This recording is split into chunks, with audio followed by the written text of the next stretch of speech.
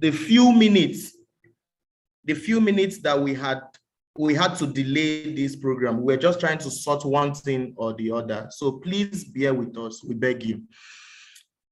All right. So I'll just make a few announcements and we enter into the training, the lectures, and the contributions of today in MS. A few minutes. Remember, there is a pending classwork. So I'll just run through the announcement again for the sake of emphasis and for the sake of reminder. You're welcome to the Business Development for Management Consultants. Here, as I already said, the Integrated Institute of Professional Management.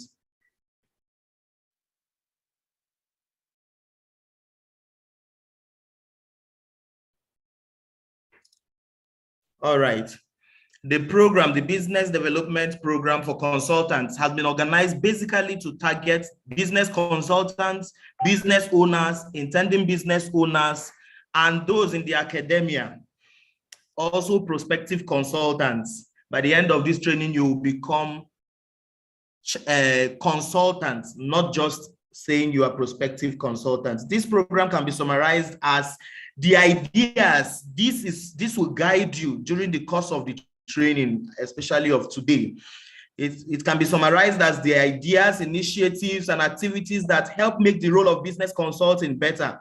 This includes advising on the best possible ways of increasing revenues, growth in terms of business expansion, increasing profitability by building strategic partnerships and strategic business decisions. It also braces you up for a do-it-yourself approach in managing your businesses or in learning how to manage your businesses respectively.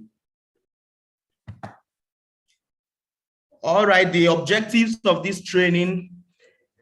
By the end of this training, participants, all of us here, will be able to develop a feasible and cost-effective consulting models, create high-demand consulting products and services, work out an effective pricing, sales and marketing strategies that will guarantee great sales and client retention, set up and run a profitable consulting firm anywhere in the world, diagnose business models, and finally, consult for consultants.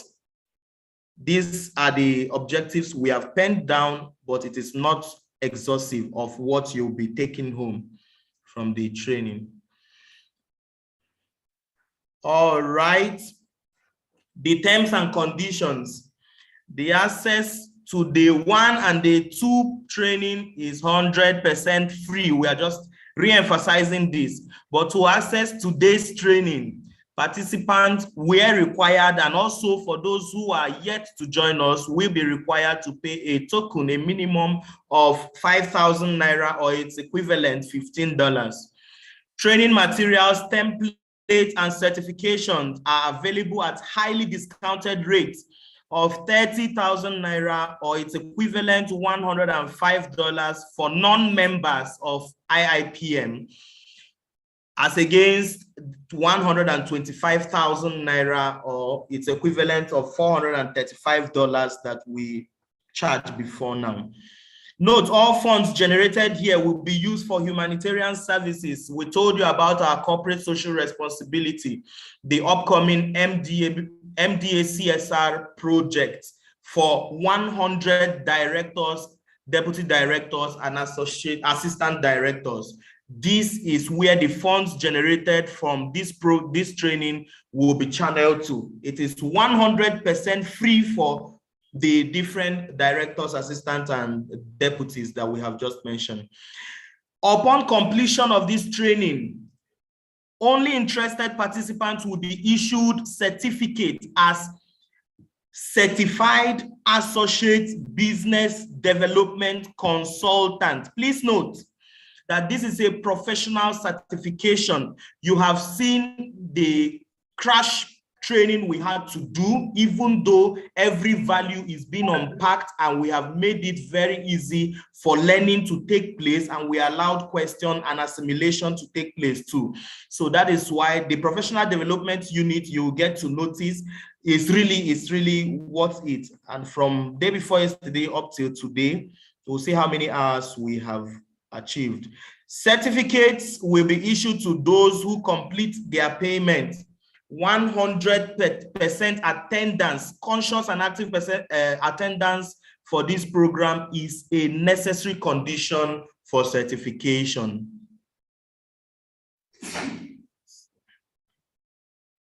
Upon completion of payment, this is how to get your certificate. Upon completion of payment, soft copy of the certificate will be sent to your email immediately after the training. The hard copy will take a maximum of 28 working days for processing and will be sent to your location afterwards. But please note, participants who desire to get the hard copy will be responsible for dispatch fee. Wherever the certificate will be sent to, those who are willing to get the hard copy, the dispatch fee will be on you. Deadline for payment, please, you now understand this by now. June 25th, 2022. The upcoming induction and the MDA CSR project is on the 30th of June, 5 days after the expected deadline for payment. So please help us achieve this. Deadline for payment, June 25th, 2022. Displayed on your screen is the different channels for payment. To access the fee, the training, send your access fee, $5,000 or $15, to this very account displayed. For those outside Nigeria, there is also a secured Paystack link displayed too, and we will also paste it on the newly created WhatsApp channel, WhatsApp platform, so that you can make your payments there.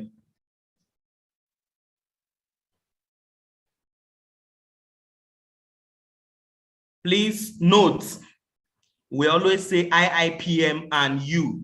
In fact, from the first day you began with us, you are already becoming a part of us. So IIPM is a global community of professionals like you're beginning to know or like you know, offering great benefits to members, which include but not limited to access to continuous professional development programs, both free and discounted, access to quality network of professionals, access to IIPM resources.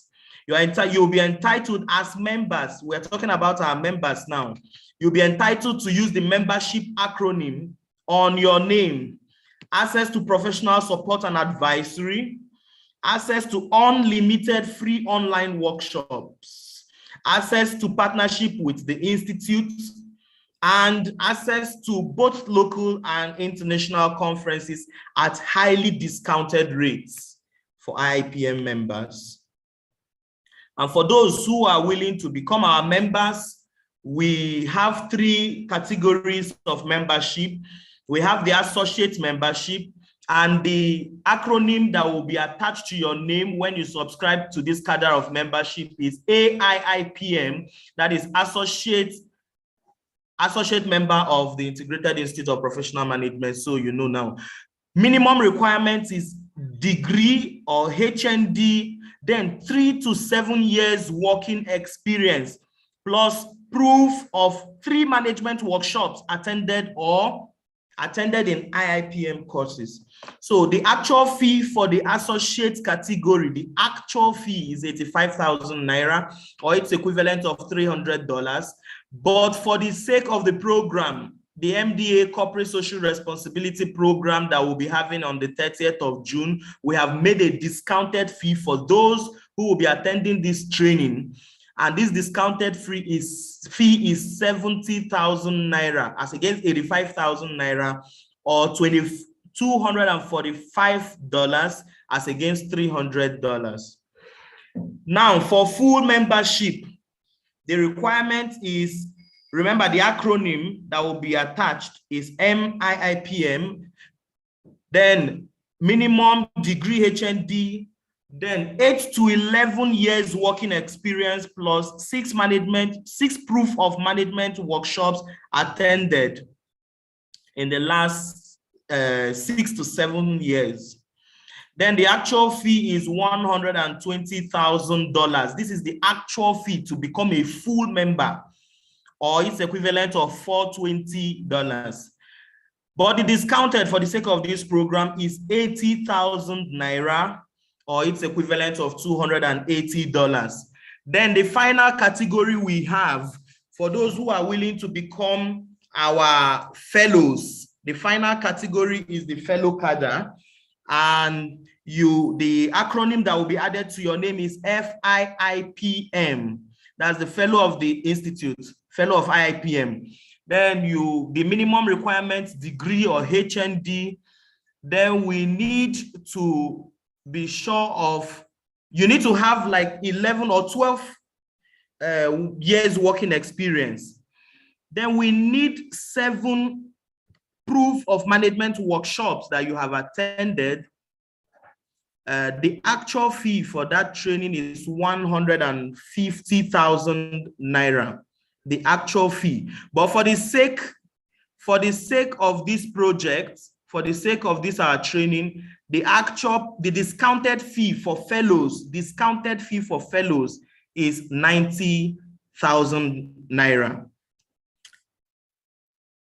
90,000 Naira. So to subscribe to any of these cadre aforementioned, any of these, either the associate or the full membership or the fellow, please do send your CVs to membership at please, not finance, because we saw one CV yesterday at finance. Is okay. So do send your CV to membership at iipmi.org.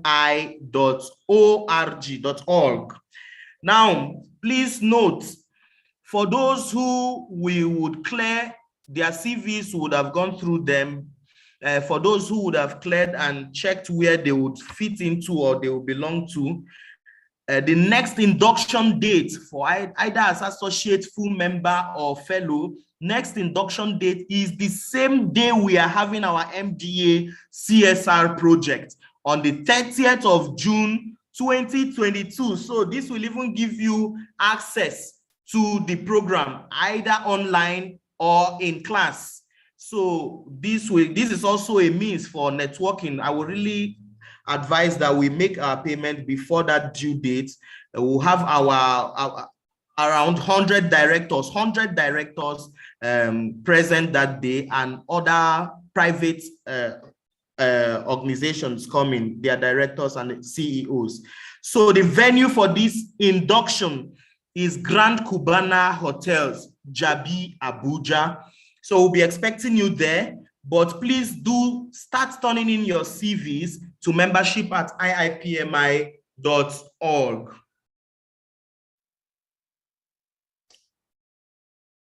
This is the different channels once more. You can make your payment. And once you send that payment, once you make any payment, please just let us know by uploading and sending the proof of payment to membership at iipmi.org.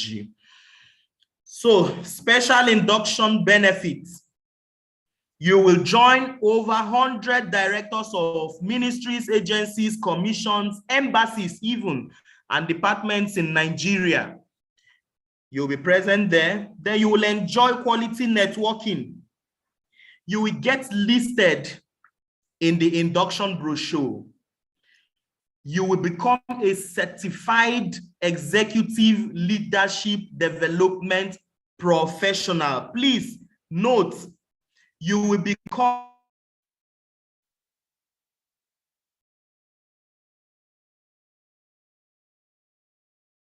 somebody said they can't hear. Sorry about that. Please, I will come again with the penultimate announcement on your screen. I say you will become a certified once you pay in for any of, or once you're going for any of the categories of membership, either as an associate, a full member, or a fellow. On the day of the induction, in fact, after the induction, we'll be issuing certificates to each member as a certified executive leadership and development professional. Please note, this is a professional certification. So you will also get your global membership certificate.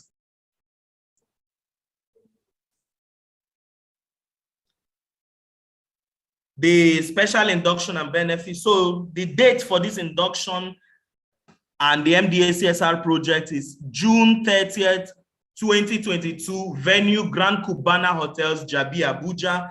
Payment deadline is June 25th, 2022. Participants can attend physically or online. Please, you can attend either physically or online.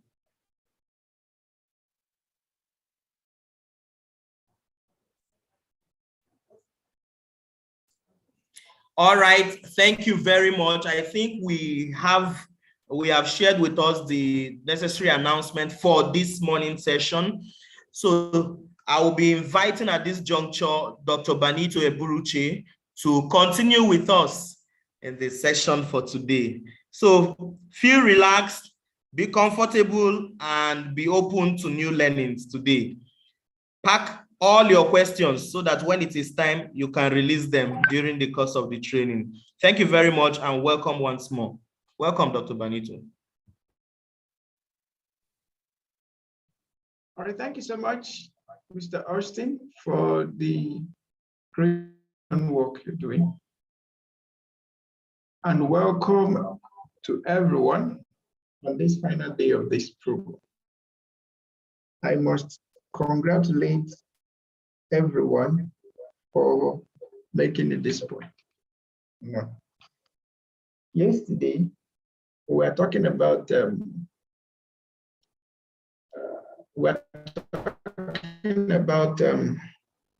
attracting customers, engaging them, and then turning them into sales. So I want to use this particular training to further explain that chart because I need us to understand it. Okay, so this was the funnel. All right. I spoke about the 80-20 rule in sales and marketing, or in marketing and sales. After I'm done with that, and then I will go back to recapping the class. But I just needed to quickly emphasize on something so that we all understand practically all these things we are saying. All right. So we had 334 people that registered for this program. So that was the number of prospects we attracted. The total number of prospects were attracted were 331 persons, or 34 persons thereabout. Now, out of the 300, we had about 100 plus in the engagement phase. 106. We had 106 in the engagement phase. So by the time you move 331, come down to engagement, we have 106.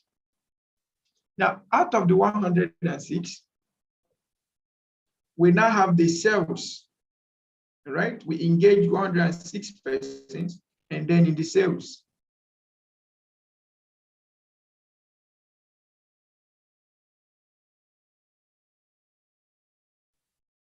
okay, so in the sales, we have about 17 persons. 17 persons. So if you check from 310 or 331 to engagement, so let's take the 80% from engagement, or let's take the 10% of the engagement we had 106, and we were able to turn 17 persons to sales. Right? So the question is, assuming we have a target, which we did, will this 17 give us the result that we wanted in this project? That's the same thing all of us do in our own individual project. So I'm going to give us a typical example again. So let's go to that chart we had yesterday. What's happening? So just a moment.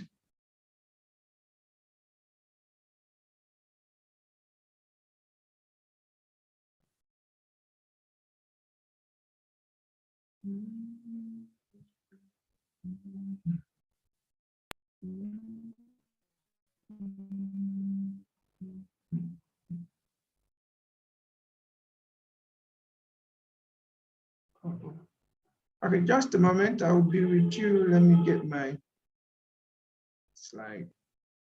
This is the good slide. So I just want to show us when we are prospecting markets, we need to be much more realistic. Okay, when we are prospecting markets, we need to be much more realistic, not over bloating the market. We need to be much more realistic.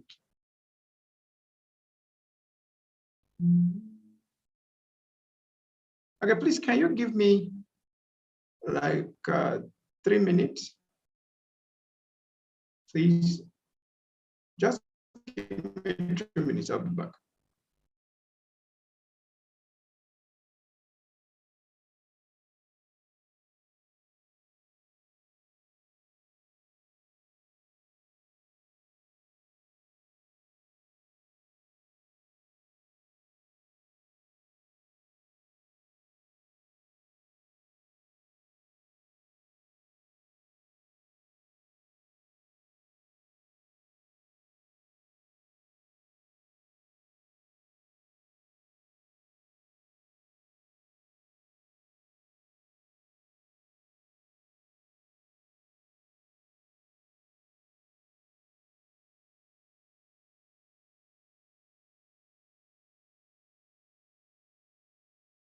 All right, I'm still with you.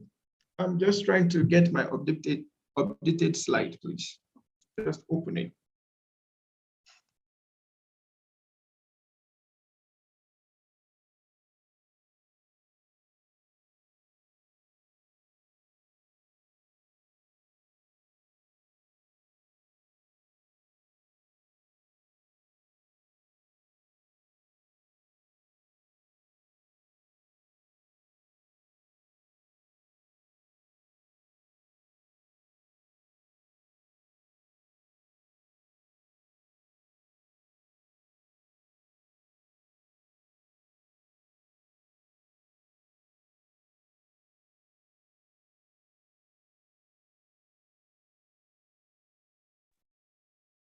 While we are hanging on so that Mr. Benito will get his slide, I am seeing a name here, Galaxy Tab A 2016. Please try to rename your device, please. If we break into section or we are asking questions or making contributions, please, I'll put you in the waiting room so that you rename Galaxy Tab A 2016. Please, I beg you. So for those who are here, we have just 2 new persons here in our midst. So you may not have met us, but during the course of the training, you'll get to familiarize. We have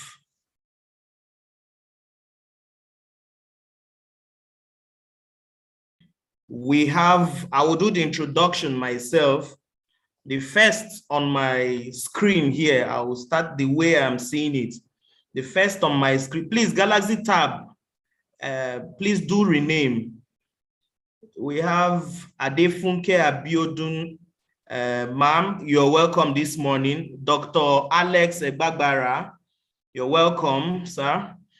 Excellence Uso, you're welcome, sir, this morning, and it's good to have us here. Harold Moses, you're welcome, sir. Ige Oluwabumi Akin, you are welcome. Oluwaseun Ibrahim, I think you are new, if I am not mistaken. I think you were with us yesterday briefly, or maybe you're new. So you're welcome, sir. Read one. This is where you will get me. You'll be angry with me, but I'll still pronounce it. Mr. Ridwan Morohunranti, you're welcome. Please, later, you just need to tell me how to pronounce this name. I like the name so much. Mr. Ridwan Morohunranti, you're welcome, sir. Mr. Shoaib Ahmed, you're welcome, sir. Mr. Suleiman Okonuga, you're welcome, sir. I am seeing on the slide of the presenter yesterday, he said he is a husband of one and father of one for now. I am seeing the one wife he's talking about present with us, Temilade Eburuche. Temilade Eburuche. Ma'am, you're welcome. Thank you very much for releasing your husband to us this morning. And thank you very much for allowing him pour into us this wealth of knowledge. So you're welcome, ma'am. Truslin Akalezi, you're welcome, ma'am. I am so sorry for what happened this morning, that I did not send you the link. Someone else had to do it. I am so sorry. And for others that happened to, so sorry too. Mr. Victor Ngumo Haike, I am sorry again. You are welcome, sir. Let me call it again, either in error or correctly. Mr. Victor Ngumo Haike, you're welcome, sir. Mr. Elon Trema Nkur, wow, you're welcome, sir. And I am sorry if that is the wrong pronunciation. So my name also is Nnakwe Augustine. Nnakwe Augustine. So I am the program coordinator of this institute. So sorry, we had to rectify the slides. We had to bring up the slide of yesterday. So that is why I did this introduction. Thank you very much. And I'm patching you through to Dr. Banito.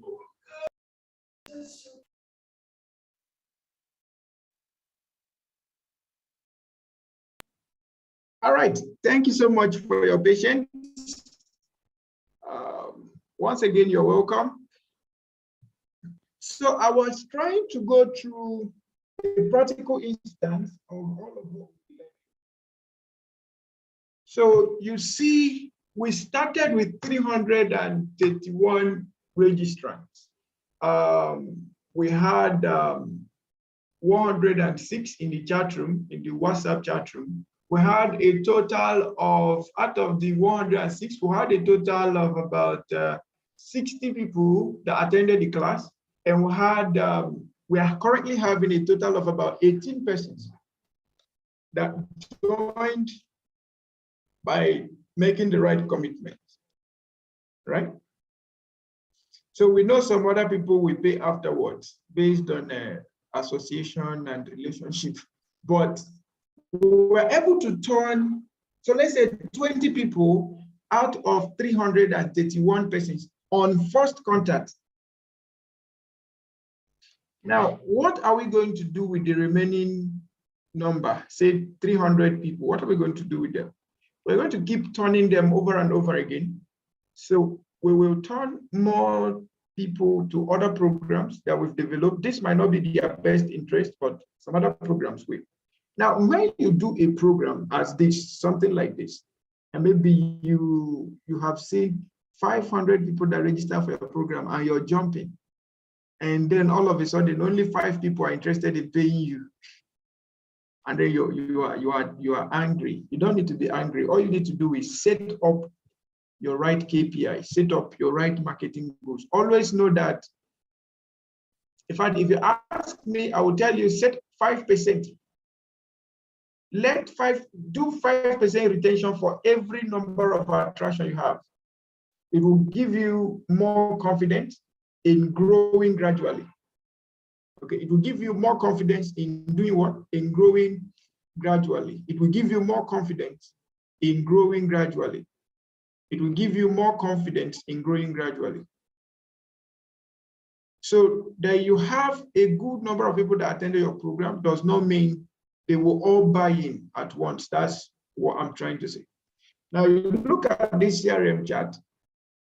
If you're setting up your marketing target, example for the complete CRM phase, you have the name of your organization, you have your marketing goal, you have your marketing target, right? And then you have your duration to run this particular program or this particular project. And then you have your KPIs, your KPI for acquisition, your KPI for engagement, and your KPI for retention. So let's assume that for this particular program, our marketing goal was to create or get 200 new subscribers. Let's assume that that's our marketing goal. Get 200 new subscribers. That's a marketing goal.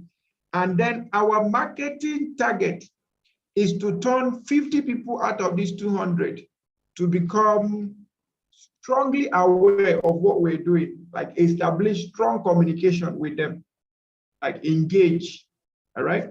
Now, let's say from the KPI, our acquisition strategy, or KPI, our KPI for acquisition is 200. Our KPI for engagement is 50. Now, our KPI for retention, 5% of 50, we just want to have 5% of 50 is 2.5, 3% that will pay at the end of the day. If that's your KPI, then you have to now sit down and begin to draft your strategies. Now, note, your strategies for acquisition has a long role to play in the engagement phase, because except the people coming first, there will be no engagement. So you must find a way to make sure you are attracting the right persons to forge on with engagement. And the number of people that you're able to turn on with engagement will determine the number of retention you have at the end of the day. So these strategies for each of these phases of strategy are very, very important. Each of these phases of strategy, they are very, very important. So I'll repeat again, using the example of what we're doing. Like someone asked yesterday, can we have the scenario of what I gave in the, let me get that, that's right.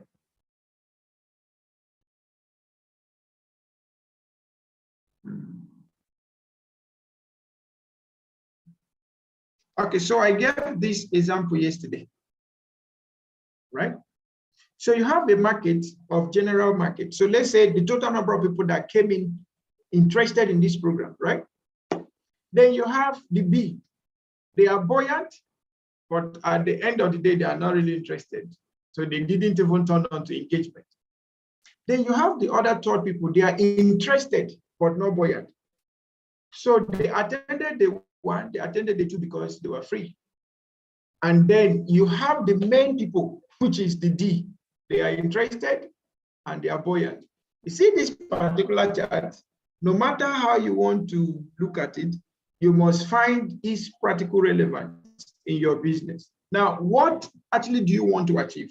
That you are having D now does not mean you will stop at D. You need to increase your strategy to get more people in C to start paying you. And with time, you escape C and go to B. Remember, all these people, they've come in now, they know you, you know them, you have their contact to communicate with them. So you cannot just keep and say, no, it's only D people that attract that paid, so I should just leave it at that. No, you must keep expanding, okay? You must keep expanding that reach till you turn more people to become your clients. So let me use an example. When I was in primary school, there was this story that was told us. In fact, we acted the story. A king prepared a party for his friends, and he sent his servants to go and call his friends. And for every friend the messengers went to call, they will always give an excuse. The doctor will say, I'm so sorry, I would have loved to come, but I have so many patients to treat. The pastor will say, sorry, I have a crusade to attend to. The imam will say, sorry, you made the meeting during our prayer time on Friday. I would have loved to come. So everybody gave an excuse.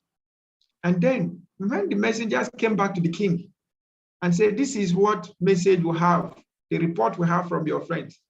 The king said, in that case, since my friends are not willing to come, just go to everywhere in the community and tell everybody that the king had prepared a meal for them. And the messengers went on calling all the people. And at the end of the day, the whole place was filled up with people.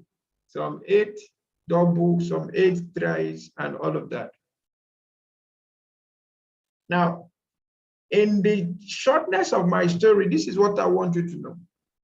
When we do market segmentation, sometimes we have a particular group of fixed people we know that will think, oh, this person will come for this, or we how will I put it now? We patronize this, my business, and all of that. But at the end of the day, the people that will patronize you are people who you've never met before. So it means don't stop at the limit that you think you have. Keep expanding, keep marketing, keep showing off, keep appearing before the presence of your potential customers, and you keep turning many. Okay, you keep turning many. So by all means, keep on growing, keep on expanding. Move from D to C, from C to B, and B to A. When you get to A, you have now become the market leader. All right? Okay, so I think this little explanation will help us, or this little scenario we've all seen, will help us understand little of this funnel that we've been playing around with. Attracting people is not enough. Engaging them is not enough. You must turn them to opportunities. The people that are actually taking care of your bills are these blue people that have been able to pay you or get referrals to you. All right. Does it mean that all the people in green are no longer useful? They are still useful. Remember, they are interested.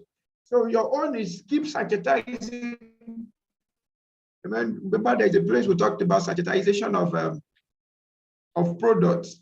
So it's possible that what you offer now might be beyond their needs or reach. So what you need to do is to reinvent your product. So if you look at this number, what now? 1, 2, 3, 4, 5. If you look at number 5, sachetize your product or service. By sachetizing, you will get more people from more people from the green coming back to the red, and more people from the red going to the blue. So you keep doing that.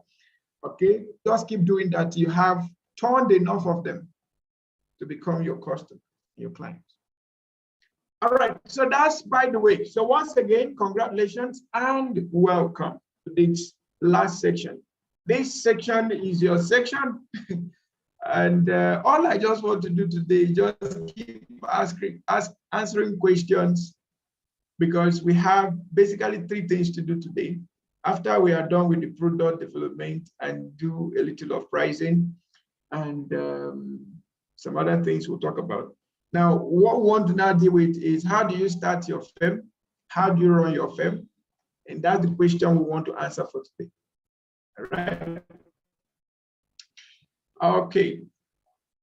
So today's class, we'll be starting with product development for consultants. You know, we are consultants. Our products are services, right? So you could also term it service development for consultants. But before we proceed, we are just a handful of us, and please, we recommend everyone to be fully interactive, fully part of this class. So in one sentence, please, not more than a sentence, not a complex sentence, just a simple sentence. From the 1 to the 2, what have you learned in this class? So we are going to unmute everyone because we are quite a small number. So if your mic disturbs us, we'll mute you. But please, if you're not speaking, always ensure that your mic is closed. When you're speaking, you can open your mic. So please, can we go on now? In one simple sentence, one simple, not complex, not conjugated. So let's start. So I have Barrister Adefunke Abiodun, please. Barrister Adefunke, please, can you unmute and let's hear from you? Good morning, doctor. Thank you very much. I don't know why I should come first. Your name is number one. You are A. I know Both of your names are A. With AB, I'm always A, yes. Now, I've learned quite a lot. All I want to tell you is that everything is still moving in my head, but I've learned that to be a consultant is not by mouth. You really have to know the nitty-gritty, which I cannot put in one sentence right now. That's what I can tell you now. Okay, thank you so much, Barrister Adefunke Abiodun Esquire. So in one sentence, to be a consultant is not by mouth. Thank you so much. Dr. Alex, please, can we hear from you?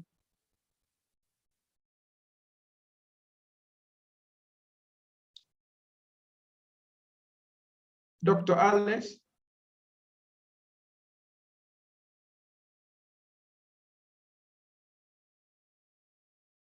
So everybody's mic is open. You can just unmute and go ahead.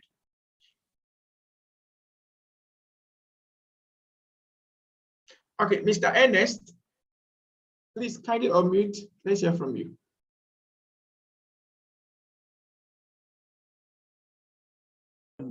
Okay. I was a little, please, can you enlighten me on what is happening right now? The question, and then let me come in. But I didn't get what. Please, if you're in this class, kindly pay attention. We are not going to and fro. If you are to put your tab and then you will not pay attention, I recommend that you just when you're ready, you come back. I don't have all the time to be moving to and fro. Mr. Victor, your mic is open. Please go ahead. Thank you, Dr. Banito. I've learned that if I keep adding value consistently people through proper strategy, continuous value addition. Yes, to keep adding, no matter what, whether cost or no cost, to keep adding value. That would be adding value crazy. Okay, all right. Thank you so much. Okay, Dr. Alex said he's in a public transport. Please, Mr. Excellence, can we hear from you?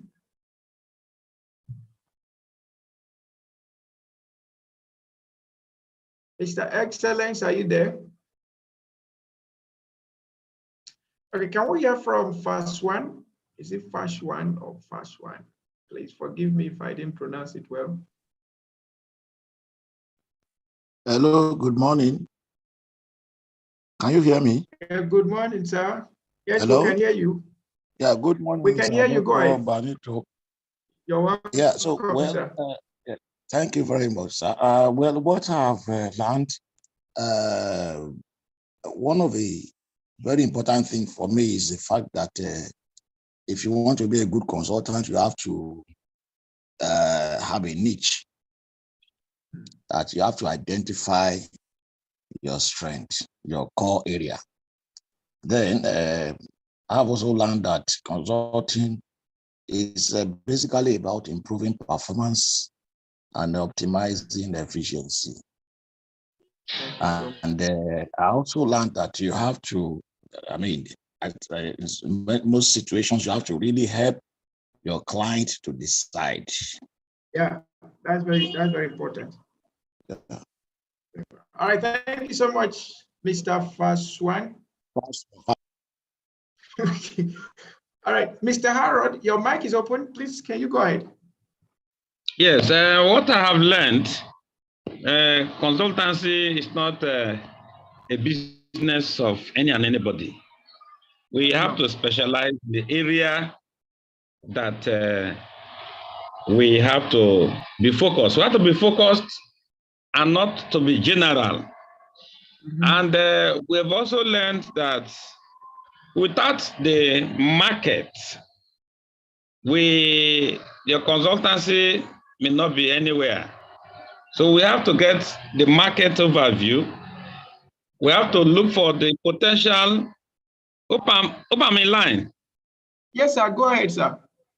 We have to look for a potential market area. It's not everybody that have the potential to be accessible to your consultancy services. So we have to be specific. The other thing I've learned is that we have to be competent. In fact, the presenter talked of the competency gap analysis. Are we competent in the area that we are coming into? I think these are the areas I've been following. Right. Thank you so much, Mr. Harold. Okay, Mr. Excellent said he was speaking from where he was. Unfortunately, your mic was not unmuted. Your mic was still mute. So please, you need to unmute before you can speak, sir. Okay, can we have Oluwaseun Ibrahim? Please, Oluwaseun, can you unmute and let's hear from you? What have you learned in this class from the one till now? Good morning, Dr. Benito. Good morning, everyone. Good morning, I'm sir. so happy to be here today. I was in class on the first day. Unfortunately, I was indisposed, so I couldn't make it up yesterday. So I'm happy that I'm able to make it again for the class today. All right. What I would like to say is basically what I've the knowledge that I've acquired so far and the benefits that I've gotten from this workshop.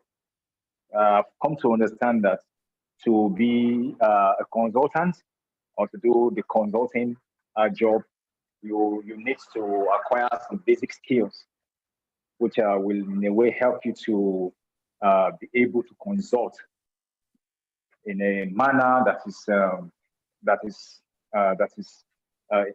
approachable, that can solve problems of the client.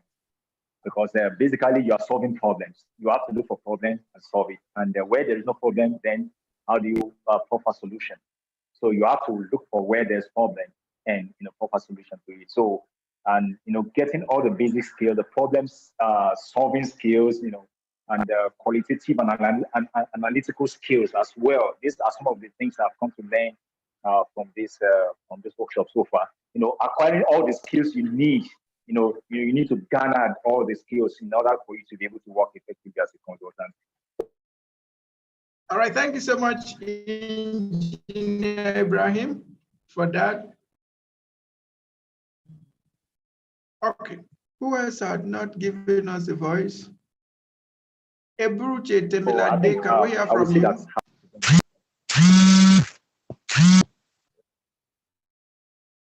Ebruche Temilade, I know you've been in this class from day one. Can we hear from you?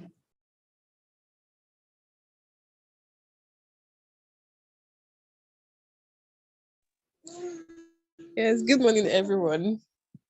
Good morning. Though I've been on and off, but basically I was able to learn that. At least you're on today. To be a consultant, you have to know your niche, then research your market, know your market very well, and know what you're doing. Okay, so just that. Basically, that's what I learned. Thank you. Thank you for coming.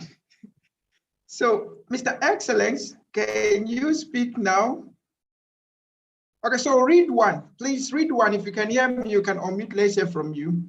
After read one, Mr. Shaibu, Engineer Shaibu. After Engineer Shaibu, we have Mr. Suleiman. After Suleiman, we have Trustin. So let's go ahead. Yeah, good afternoon, everybody. Good afternoon, sir. Yeah, from Oxford, UK. Okay. Yeah, I really appreciate Doctor for carrying us along all the way. I really appreciate you.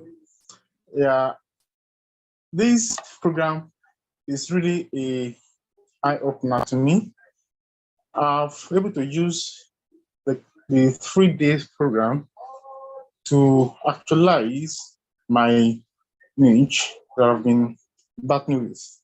So I've able to use the business model that you were giving to mark up the assignment. So I've really marked up, and even if I don't have opportunity to present this today, I think I've made use of it in my business here in UK yesterday, and it's worked. So thank you so much. So you were able to use the business canvas. yeah, it's worked. So that's so it's me. I don't always like to speak grammar. I don't like speaking grammar. Yeah, I don't even. In fact, well, I always like. And you're in UK. So I don't like. In fact, most of people You in my have to class. speak grammar. Hey, Mr. Moro. I don't like to speak grammar at all. Grammar that will not bring something for me. Grammar that will not be practicable. I don't. In fact, when I was meeting yesterday, I told one wise man that, see, I don't like speaking grammar. So let have our objective and let work towards. I was on that side yesterday and it was successful. So the other is that, what are you saying? Are you not speaking English? I said, there's a difference between English and communication and blowing grammar. Most time, grammar doesn't bring something. Grammar sometimes are not practicable. They just imagine, they just imagine things and may not bring it to reality. But I thank God for being this setup, and thank God for this program. And I always like to align myself to these institutes. So I'm still a student of learning anyway, but I think I'm still clicking my business, building up my business. So thank you. Then I also like to come back to you, Doctor, for the business mentorship. Thank you for all this work. Thank you so much, sir. All right, thank you so much, Mr. Ridwan, for not, you don't like grammar, but you're in UK. So you should come to Nigeria and be teaching us English. All right, thank you so much for taking out the time to apply what you've learned. Okay, so let me, Honorable Ganduno, I can see you in the house, but let me go back to Engineer Ahmed. Please, Engineer Ahmed, can we hear from you? Thank you very much, Doc. And Good thank morning, you very sir. much, everyone. With IIPM is usually a new experience every day. You see, each time I come in here, if I thought I knew something before, I come around here, I'm made to look like a newborn baby that has an empty brain. What I'm saying in essence is this: there's usually the opportunity to unlearn, learn, and relearn whenever it comes to IIPM. This past 3 days have been so awesome. Now, let me just give you a brief summary of what I've learned. I'm just going to say it in 3 words. Market segmentation, 1. Second, niche carving. And third, engagement. The engagement that will result into value and financial rewards. Thank you very much, IIPM. I appreciate you always. All right, thank you so much, Engineer Ahmed. It's always having you on board too. Having to meet, juggle your very tight schedules with trainings is always something else. We appreciate sacrifice. Thank you for coming. All right, Mr. Suleiman, all the way from United States of Oklahoma. Please, let's hear from you, sir, as United States of Ogun State. Mr. Suleiman, are you there? Okay, so if Mr. Suleiman is not ready, please can we hear from the Minister of Education, Mrs. Trostley, our future Minister of Education. Good morning, everybody. Good morning, hello. Yes, Okay. we can hear you. Good morning. All right. Can you hear me loud and clear? Yes, we can hear you loud and clear. Okay. For me, consultancy, why I want to be a consultant for me is because there are some gaps that I've identified. That's where the passion comes from. Identifying gaps. You find out that in our world today, there are so many gaps, and the world is looking for people that will prefer solutions. That slide I presented yesterday was not done yesterday. It wasn't done a week ago. It has been there even since last year, because there are some gaps I've seen in our educational sector 5 years ago, 4 years ago, 3 years ago, and I've been writing to them that I've been looking for opportunity. How can we solve these things? So that is where that consultancy spirit comes from, that passion, that satisfaction you get in preferring solutions to the gaps that are eminent, that are prevalent in our society today. That's actually what got me into consultancy. And you find out that sometimes I do pro bono services to people. I give them advisory counsel, I give them suggestion, opinions, and I find satisfaction in doing them, not just for there's no financial rewards yet, but the satisfaction that comes with it is actually why I'm doing it. And so these 3 days have also resonated in me, that spirit that yes, this thing can be done. And that is, I really commend IIPM for the opportunity to just express myself. Thank you. All right, thank you so much, Troslyn, for all of this. And who is the first? Okay, so I saw Honorable Femi Ganduno. Honorable Femi, please, let's hear from you. In the past 2 days, what have you learned in one sentence?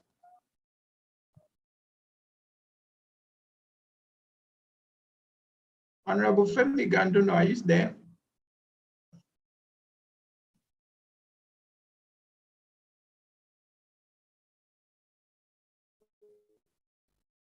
Okay, Femi. Mr. Femi Ganduno. Hope you're not in the field. All right. So in all of what we've learned, a very big applause to everyone. Now, I'm going to say something again.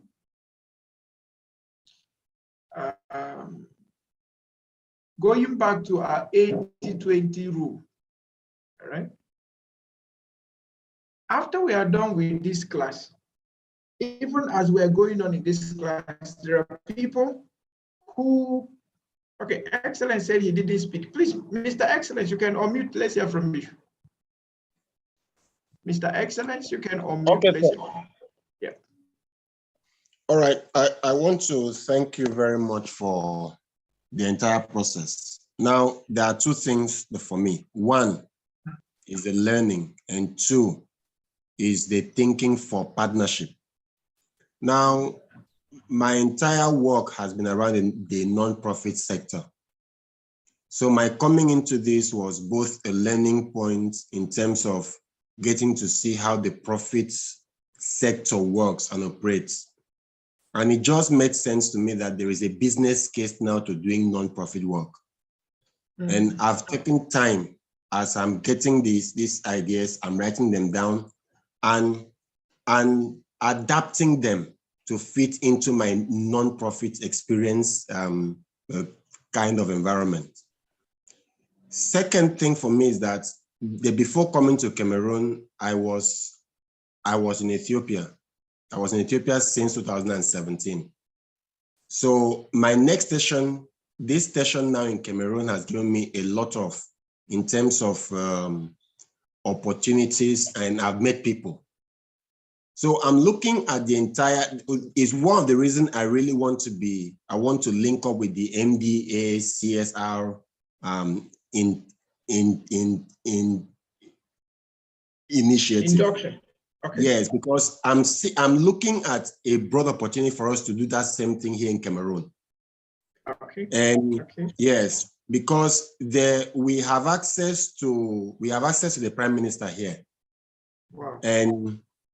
And the Prime Minister is English speaking. Lovely. So there's a way to package it and present it to them, especially if we come from this perspective of it is free. It is going to be very easy to sell that across. It will be packaged, will take time, get into people and get them to actually come in. The group where I'm consulting with is a group where the man is a spiritual advisor to the Prime Minister here. So through him, I can have access. I enjoy all of this. I mean, I try to make time to make sure that I participate even in the group work session, because I'm getting a lot of ideas and perspective to enrich my own non-profit work. I thank you very much. And I'm learning a lot from all this process. I mean, trust me, just away from the knowledge, just to adapt it to the non-profit sector is a huge learning for me. So I thank you very much. All right, thank you so much, Mr. Excellence. Okay, Dr. Alex, are you off the road now? In other words, Mr. Excellence has confirmed how to get his target audience interested in his product. That's right. Mm-hmm. And Mr. Excellence need partnership now with us, all of us here, to come to Cameroon and do the same thing. So Barrister Defunke, you should be ready to get just make sure that your international passport is ready. And we'll move. I have that. That's no problem at all. Thank you so much. Okay, Dr. Alex, can you go ahead?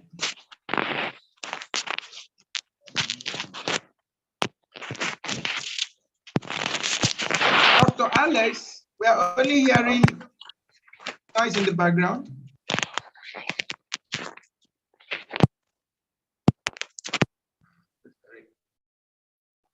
So sorry, we couldn't go on. The noise was getting much. Okay, now I was saying something.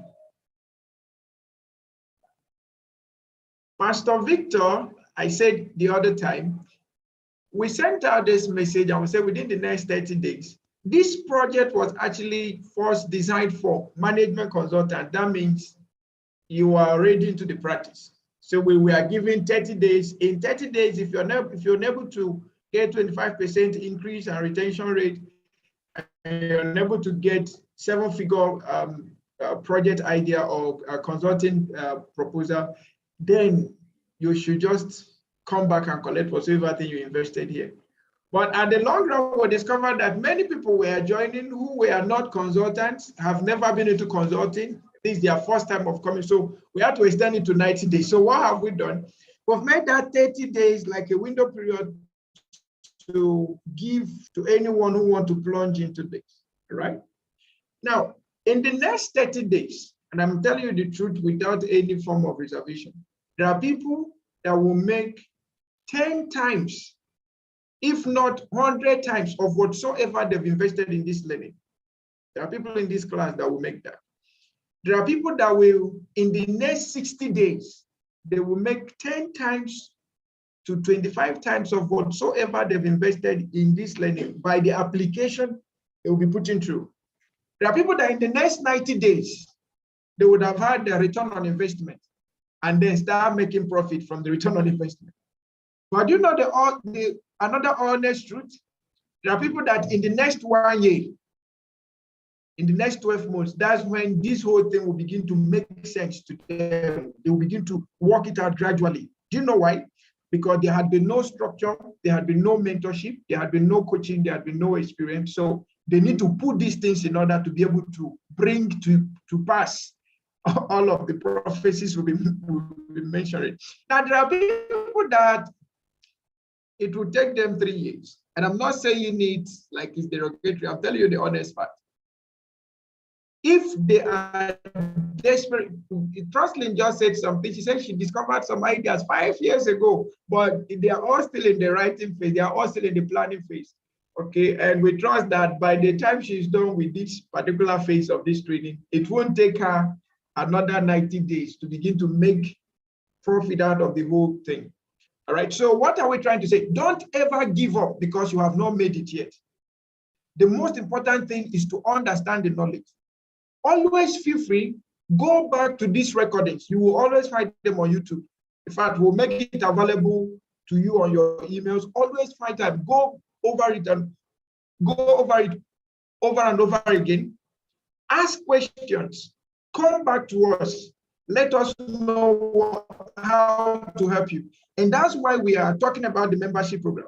You know, the membership program, for instance, now we said if you're paying for this or if you're supporting the MDA CSR project, the membership programs have totally been reduced.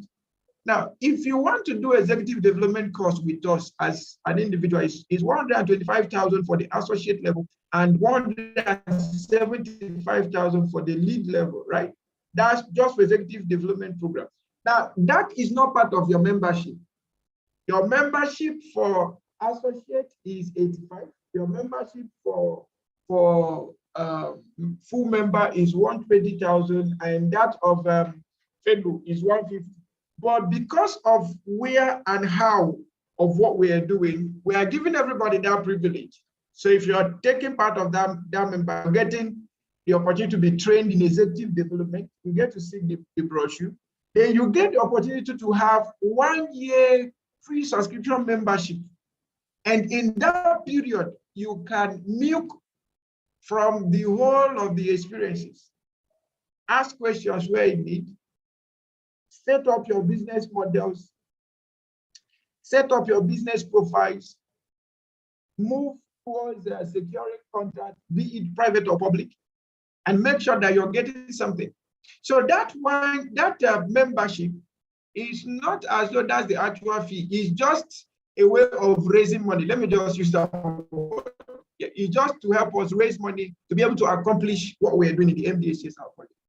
And let's say this again, the MDA CSR project, when we mean that is 100% free, we are not trying to paint walls and say when you're done, they will not tell you how much is certificate and membership. You don't do that to government. You don't do that to senior colleagues or senior citizens of the country. You now call all of them together. We're having we're having a PAMSEX coming. Then when they now come, you now tell them to pay 40. What is the meaning of that?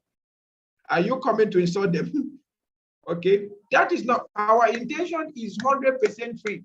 If you attended our program last year on African Leadership and Entrepreneurship Summit, we had 830-something people in attendance, and we gave everybody certificate for free. Not anyone paid a dime. Last year or so, we went to University of Nigeria and Soka. We had, no, I think that's been 2019.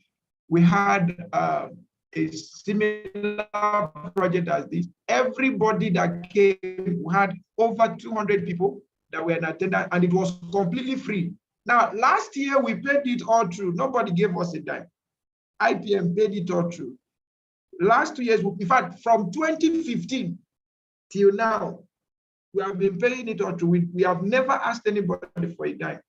But this time is time for every member of the institute to begin to see that, oh, this is our responsibility, not just this is not just an institute by name, but an institute by responsibility. Okay. So if you're going into the membership, you have double-fold, if not triple-fold opportunities that you'll milk from. Now, if by any means you join us physically, you're already a made man. I mean what I'm saying. If you are privileged to join us physically in Abuja by 30th of June, you're a big boy. As in, you're a big boy just by attending that meeting. You are a prospective bigger boy or bigger girl. Do you know what it means to have 100 directors in one place and you're networking with them? You're getting their contacts and you're creating your way towards them, or creating your way towards their ministries, towards their agencies. We have commissions coming. We have embassies coming. So that's a whole lot of market opportunity for anyone who wants to go into consulting. Anyone who wants to go into consulting, you have such opportunity. It should be an advantage for you. Very big advantage for you. So if you ever think of joining for the membership, you're welcome. If you can't join physically, no problem. You can join us online. However, you will still have access to all of their contacts. But one of the essence of coming physically is that you can be able to meet with them, interact with them, so that any day, anytime you can fix a meeting, go and see them in their offices, discuss business, talk about their interest and how you can secure it. Because very soon I will be talking about marketing. All right.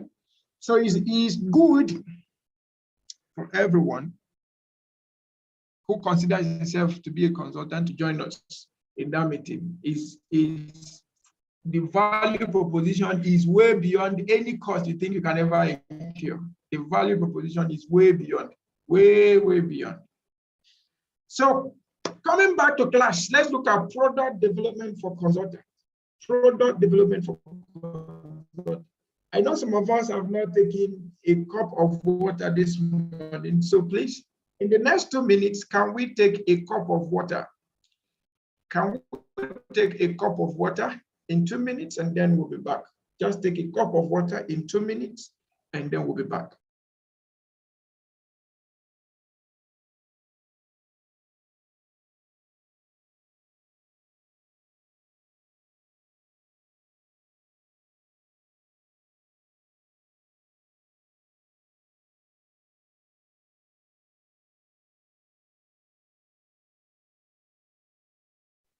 Thank you very much, Dr. Banito. Thank you. In fact, the emphasis now is better this way. I am here again to help you take this cup of water. Please, for those who have not given us the rating and review, you know, some of these things we ask you to do is first to identify, second to also encourage us the work IIPM is doing. So we still advise you to click on the link. It will be pasted. I think it is pasted already in your chat room. Please click on the link, give the rating and review. It is not about liking the page. Click on the link just like you were shown yesterday. Go to the review section. Please give us a 5-star review. And you can drop a comment there. Your 5-star rating, then you can do your review. Recommend IIPM if you, but don't forget also the opening. So the link is on the chat room now. Please do well to click. It will take you directly to the Facebook, to IIPM page. It will take you to IIPM page. Click on it, go to the review section, give us a 5-star rating review, and you come back, type done, and that is all. We'll continue our lectures.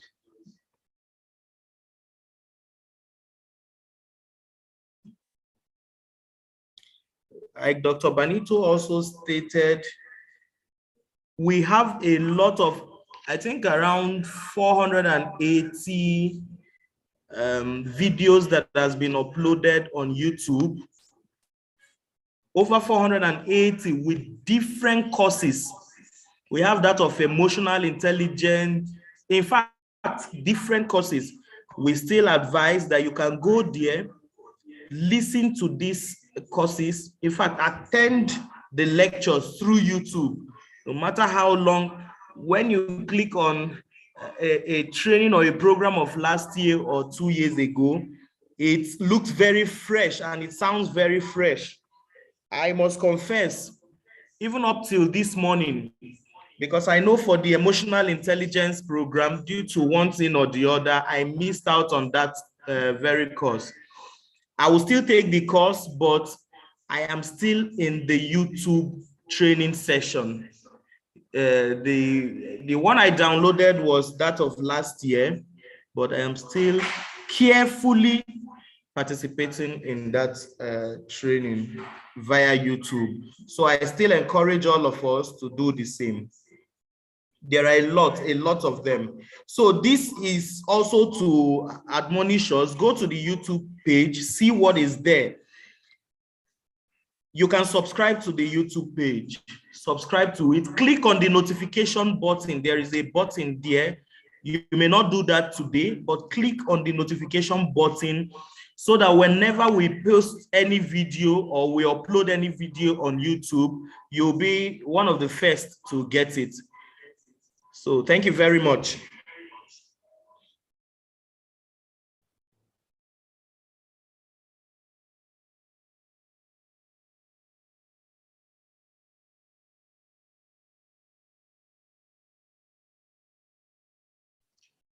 All right, thank you so much and welcome back. Now, quickly, let's look at product development for consultants. Please, if you can hear me loud and clear, kindly type 11 in the chat room. If you can hear me loud and clear, please kindly type 11 in the chat room.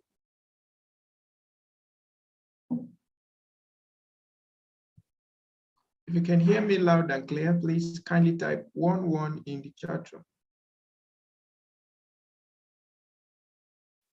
It's like some people are away.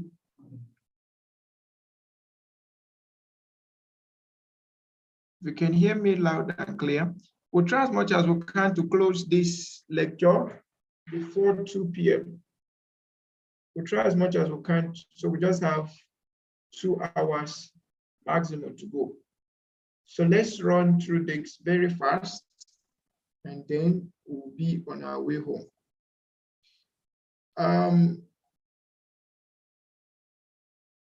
Another part of this class that is very, very important will be on the part of technical proposal writing or proposal development. But for the bulkiness of that particular lecture, because we have technical proposal for profits, technical proposal for non-profits, MOU for profits, MOU for non-profits, and several other information or documents that we needed. So we are having a separate lecture on that. Okay. And when we also get to that proposal, we'll be talking about budgeting for consulting. So apart from pricing of your product and services, how do you develop budget? So we'll be dealing with that proposal and budget development in our next section. Now, if you look at the screen, you will see Maslow's hierarchy of needs. Maslow's hierarchy of needs. For any time you want to develop a product, always, it's not as though this is all of the needs of man, but these are the major categorization according to Maslow, right? For any time you want to develop a product, always take your time to look at this triangle, to look at this segmentation of needs, and ask yourself the question, which one am I dealing with? Which one is my product going to be dealing with? Now, by the time you separate your value proposition to core values and features, just make sure that you have the basic needs dealt with. And we are going to take a very simple example with what we do here. And we'll talk about more of what we do because that's what we know, right? We're not going to use any other person's example. But let me ask, if they ask you what need is IIPM meeting from this hierarchy of needs, which one will you say is the need we are meeting? If they ask you in this chat, which need is IIPM meeting? Which one would you say IPM is meeting? You can unmute, you can type in the chat room. You're the one now that we are meeting his or her need, right? So which of the needs is IPM meeting now in your life? Look at it critically and tell us which of the needs IPM is meeting. Okay, so Mr. Faswan said self-actualization. Thank you. Any other person? Hello, sir. Yes, please go ahead. IIPM is meeting all my needs, from physiological needs to safety needs to love and belonging, to self-esteem and self-actualization. It's meeting everything. Okay, thank you so much, Engineer Ahmed. Does any other person have? All of us actually, we are here for a need. So which need is IPM meeting for you? Okay, Mr. Excellence, your mic is open. Go ahead, sir. Yes, sir. This is excellence. I mean, looking at it, first is self-actualization. It's clear for me. Esteem is clear for me. Love and belonging is clear for me. Now, safety needs, of course, with the employment resources coming in, that's also additional. The other part of physiological does not really connect yet to me, but the first three strongly, the fourth partly, but the fifth actually doesn't seem to connect for me. Yeah. Okay, thank you so much. Okay, so some people say, I think is all. Some say self-actualization. Okay, Jocelyn, please go ahead. I want to correct an impression. In talking about hierarchy, in talking about Maslow's hierarchy, you don't start with self-actualization. You have to start from the physiological needs first. I'm talking about the other man that said that the first three is actually physiological, safety, and love, not self-actualization, esteem, and this. So it starts from the bottom first before you now get to the top. That's what I want to say. Thank you so much, Jocelyn. But the question was, what is this particular course? Yeah. Or what has it brought out for you? It doesn't matter whether there's a hierarchy professionally, but what is it that it has brought out? So if you say self-actualization, I think that is still correct without first putting physiological needs first. You may already have that. And so, but you may not have self-actualization or the esteem. So I don't think they're wrong. Okay. Thank you so much, Barrister. All right, so there is no wrong answer here. We are not really following an order. We just want to find out which one out of these needs, which of the ones does our product meet to you? Okay, so we are not looking at it from the order of hierarchy. We are looking at it from the order of which of the need, personal needs or corporate need that this product is serving. Okay, so let me, Barrister, you want to say something? No, I'm done. Okay, your mic was open. All right, so let's look at it. As it were, IIPM is meeting every of our participants' needs, dependent on how you view it. Now, just like Mr. Excellence says, if you look at it from knowledge base only, the first from safety needs to self-actualization is just easy to understand. But when it comes to physiological needs, it begins to be like the examples are not correlating. But in the components of human being, knowledge is food, and not just knowledge, quality knowledge is life. So physiologically, in terms of competency, career life, and all of that, we are meeting up with that particular aspect too. Now, if you want to talk about safety needs, employment, opportunities that the whole thing brings for you, networking, you also have it. If you want to talk about love and belonging, we have that. If you want to talk about esteem, of course, definitely you have that. But the ultimate at the end of the day is self-actualization. Now, every other thing here look like this physiological need now look like they are just part of the benefits. But the core thing that everyone needs here is from safety needs down to self-actualization.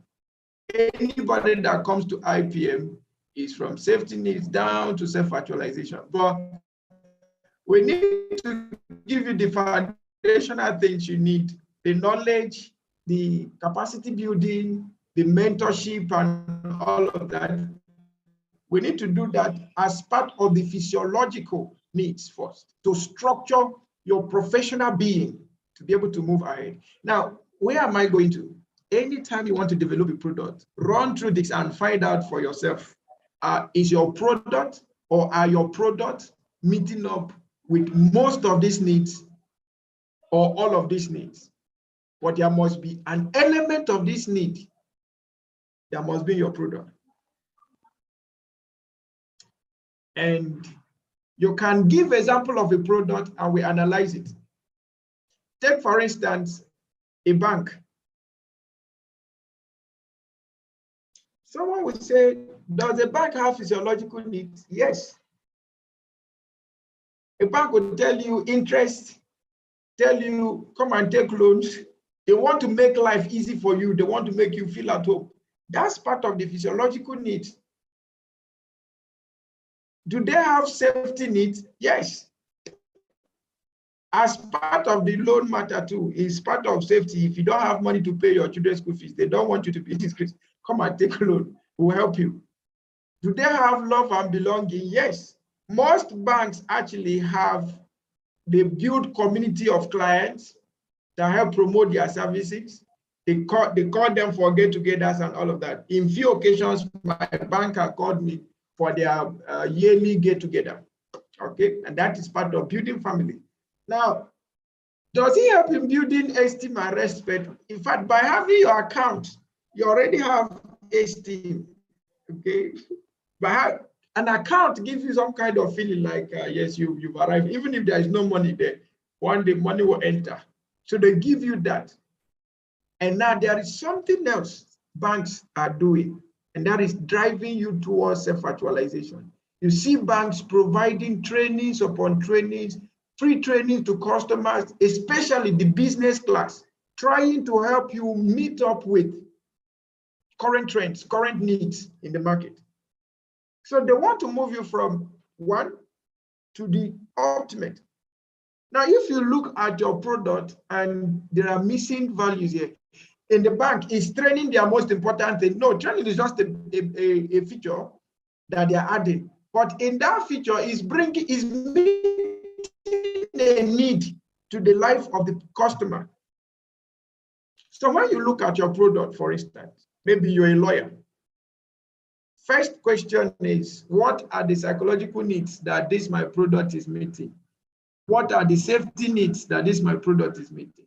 What are the love and belonging needs? What are the esteem needs? What are the self-actualization? You must work it out. If you are an educationist, you must work it out. If you are a medical doctor, you must work it out. It is when you have a product that meets these needs, either as core benefits or features, that the customers will find it difficult to leave the relationship they have with you. So we need to pay attention then to making sure that we have the right product. And that's why when we talk about value proposition, I said there are two sides of it. You have the core benefits, then you have features. You have core benefits, you have features. So in your own value proposition, what will be the core benefits should be the one addressing the pressing problem, the identified problem. Now, the other thing called features will be the things that customer would have felt like, oh, it doesn't really, it's not my problem, but you are beginning to get him or her to have benefits that ordinarily you would have paid for to get. Okay. Do I have any question or comment in this on this chat? Because I feel like product development now done. Okay, Trustlin, kindly on me, let's hear from you. Okay. I want to know, can you move from self-actualization need down to physiological need? You talked about the bank, that the bank has all these needs met in one way or the other. Now, if the bank has met my self-esteem need, Can I now move from self-esteem that I still want the bank to meet my physiological needs? Okay. Let us look at it this way. You know, those days, I don't know about now, but my bank, I have about 7 to 8 banks I operate with, not by my own making. They always want me to open an account with them, both the ones I use and the ones I don't use. Now, when Diamond Bank came to me to open an account, they started with self-actualization need, right? Now, what did they tell me? They said, sir, you need to open a current account. I said, I have multiple current accounts already. So they had one product they called one thing, DB whatsoever. Open this one. I said, I already have it. There is a product I have like this in another bank. After they talk, they went, came back, went, came back. On another day, the lady told me, say, sir, have you heard of our executive something? I said, what is it about? He says it's platinum card or whatever card. It's a credit card. And you can spend above your whatever thing you have in the account. Apart from that, if you're talking to me spending before I have value, I'm not a party to that. Now, there was something else they said that got my attention. This card, if you're traveling in Nigeria, at this airport, you have a lunch, you can have discounts on whatever thing you want to buy with this card. If you're going to outside Nigeria, social airport, they mentioned about 21 airports that you can go to their lunch and use that card and have free discounts. At some hotels, you have a good discount. And that was what enticed me. And I told them, okay, can I have the card? And that was what made me open an account with them. So where did they start from? They started with self-actualization need. But do you know the current reality today? Diamond Bank, which has now become Diamond Assets, the staff, we became so close because most of them started attending our trainings, and then they will come for training, we'll go, they will invite us to their own staff training and all of that. And then with that relationship, it kept driving down. That today, if I call any of them in that branch, let's assume I'm within that branch, I say, please, can I get 5,000 naira now? I'm in so restaurant. Come and help me pay. They will drive down by themselves and come there and pay, based on the kind of network that has been built over time. Now, the question of can you move customers from self-actualization to physiological needs? The answer is yes. But this is what we are looking at first. Build a whole product. Don't just build a product, build a whole, a product that is complete. Build a complete product. And what is a complete product? A complete product meets your self-actualization needs, meets your self-esteem needs, meets your love and belonging needs, meet your safety needs, meet your physiological needs. A complete whole product meets all these needs. A complete product, a whole product. So if you're in banking and your product, you've done analysis, you think it only meeting the safety needs because it's money matter, okay? You now need to sit down and begin to ask yourself, what do we introduce as a feature to this product that will meet the relationship need or the love and belonging need? What do we need to add that will now meet the self-esteem need? If this product becomes whole, customers will find it difficult to leave your bank to any other bank. When they go to any other bank, they'll be comparing whatever that bank has with what you have. And that becomes a very strong competitive edge for you.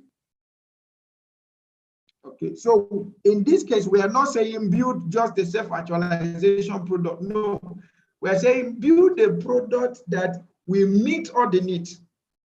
So if your basic need for that product is self-actualization, no problem. Let it be well defined. But at the same time, let it be known that other features of this product include, then you can list other features that will meet other needs. For instance, you go and drink Coca-Cola, they will tell you what a feeling, What concerns drinking liquid with filling? But they are telling you something else. This one is not just about the product as a liquid, but there is also some kind of excitement that comes with it. Okay, so the love and belonging, the sense of connection, you get to feel it. Okay, and then you see Coca-Cola, they begin to network their products with all manner of features. They are sponsoring football. They want you to be there, and they want you to see them. Okay, they are there on your Big Brother Niger. They are there everywhere you are. They just want to be sure that anywhere you are, that's where they are.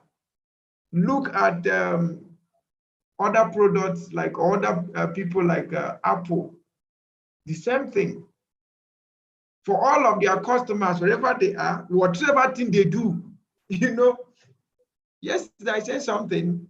I said, be part of the existence of your customers. Don't just get them in. Be part of their true existence. Know what they are interested in and make sure that you build features that will arouse those interests so that they can abide there. Have you noticed that when you go to restaurant to eat food, most people that actually go to restaurant is because they want to go and watch ball. Some will just want to go and charge their phone, and by charging phone, you buy one bottle of water. So how do you must build these connections and make a whole product? Okay, you must build these connections and make a whole product. Now there is something else IPM is working on, and we are working on that very seriously. We are only sharing with you now because you have made it to this point. Now, IPM is working with some international agencies to make businesses and movement of our members so easy from country to country. So let's assume you want to move from Nigeria to US. Just by being a member of IPM, it becomes so easy for you. Now, to move from US to Canada, to become a member, to get that access, it is easier for you. Now, when you see us get all these international accreditations, those are the things we are working on, where is an indirect benefit. You get a certificate in Nigeria and you go to US, you get the recognition that you would have gotten if you did the same program in US. And nobody's going to ask you, where did you do the program? How did you get the certificate? You get what I'm trying to say? So you see that love and belonging is still making it stronger. And apart from the certificate part of it, we are working underground. We just want all your life to revolve around IPM. That's just the truth. So very, very soon, you know, we are building our university very soon, right? And you know, we are starting our agri-based industry companies very soon, okay? You know, we are starting our bank very soon. You know, we are starting our transport sector very soon. So it will come to a point that they will just tell you, as a member of IPM, you go to that airline, they will give you 20% discount. Which one would you prefer? Pay 20% discount, have your safety, and go to where you want to go and enjoy your membership benefits. Or you want to go and pay extra 20%. All of these things are networking, and you must look at your product at all times. That's why we talk about product reviews. There is no way you can say you're done and dusted with the product. You must continuously review. You must continuously review. You must continuously review. You must continuously review your product. Okay, you must continuously review what your product. Now, do I have another question?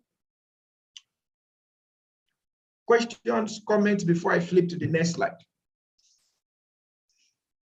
Questions, comments? Hello, sir. Yes, please go ahead, sir. I was initially, when I just read the naked submission here about air, water, food, shelter, sleep, etc., it didn't connect. I mean, yes, it would. From a layman, it didn't connect. But your explanation has really opened me up to now see that, okay, there was really a connection. So I thank you. Thank you, sir. Thank you, sir. Okay, do you have any other comment, questions? Please, all these things we've been doing, so remember that everything is about application. So the next time you want to build a product, you just look at it critically. If somebody is not buying from me because he will feel big by buying this, then he should feel some sense of respect by buying this, or he should feel some sense of belonging. There must be a way out. Okay, there must be a way out. All right. Now, please, if I should proceed, and you've learned something on this page, please kindly type 1 in the chat room, and then we'll proceed. You've learned something here, and we should proceed. Please kindly type 1 in the chat room. Okay. So please, Barrister Defuke, go ahead, please. I'm trying to type 1. Okay. Okay. All right. All right. So. Okay. Thank you. So let's now quickly look at all of this. This is important. Levels of needs. Levels of needs. There is something we must understand in business. If there is no need, there will be no purchase. If there is no need, there will be no purchase. If there will be no need, if there is no need to the product, people will not buy. You waste all your money marketing, you waste all your energy, and perhaps you maybe through marketing efforts you sold, but people after consumption, they find there is no need. You will not sell again to them. So we must understand the levels of needs. Now, in your own product also, you need to make all these differences. Natively, according to Maslow, states of needs, states of deprivation, that's the key thing I want us to understand there. State of deprivation, state of deprivation. Now you have physical needs like food, clothing, warmth, safety, social belonging, and affection. They have individual knowledge and self-expression. Now you need to find the need you're dealing with. Now another thing is that we have wants, form that needs take as they are shaped by culture and individual personality. You see, let me be very sincere with you. Whether you are in group 1 of needs or you're in group 2 of needs, you still have customers. Just that the customers you have at needs level will be different from the customers you have at wants level. And let me give you an example of people you get in wants. I was in a meeting someday. It was a WHO assisted training. And then when we're talking about product development, this young man gave an example. He said he's a tailor, a graduate tailor. So he's a businessman into fashion and designing. I said a friend of his connected him to a senator in Nigeria to go and sew agbada for the senator. And he went to the senator's house. And on getting to the senator's house, he measured the senator, did everything, and the senator asked him. They said when he was going, he did not talk about price. So when he was going, the senator asked, "My friend, how much is your money?" He said 100,000. And the senator just looked at him in like surprise, like what sort of thing is that? And then asked his aide to give him 100,000. And the aide gave him 100,000. He left. Said they didn't allow him. The 100,000 was inclusive of the material and the sewing. All right. And he said he left and they never allowed him back into that premises again. So he wore the clothes by himself. Now, the same senator was seen wearing a cloth that was sewn by another tailor, and that tailor charges 1.8 million naira to sew your clothes, exclusive of the materials. 1.8 million. So to that senator, that particular point is not he's in the category of needs. Individual personality is about culture. Do you know who I am? Do you know what I am? So if you now bring it up, it will come to that point of ego. Okay, I cannot wear a cloth of 80,000. I can't wear a cloth of 100,000. Are you insulting me? Okay. Oh, sorry. My slide did not move. Sorry.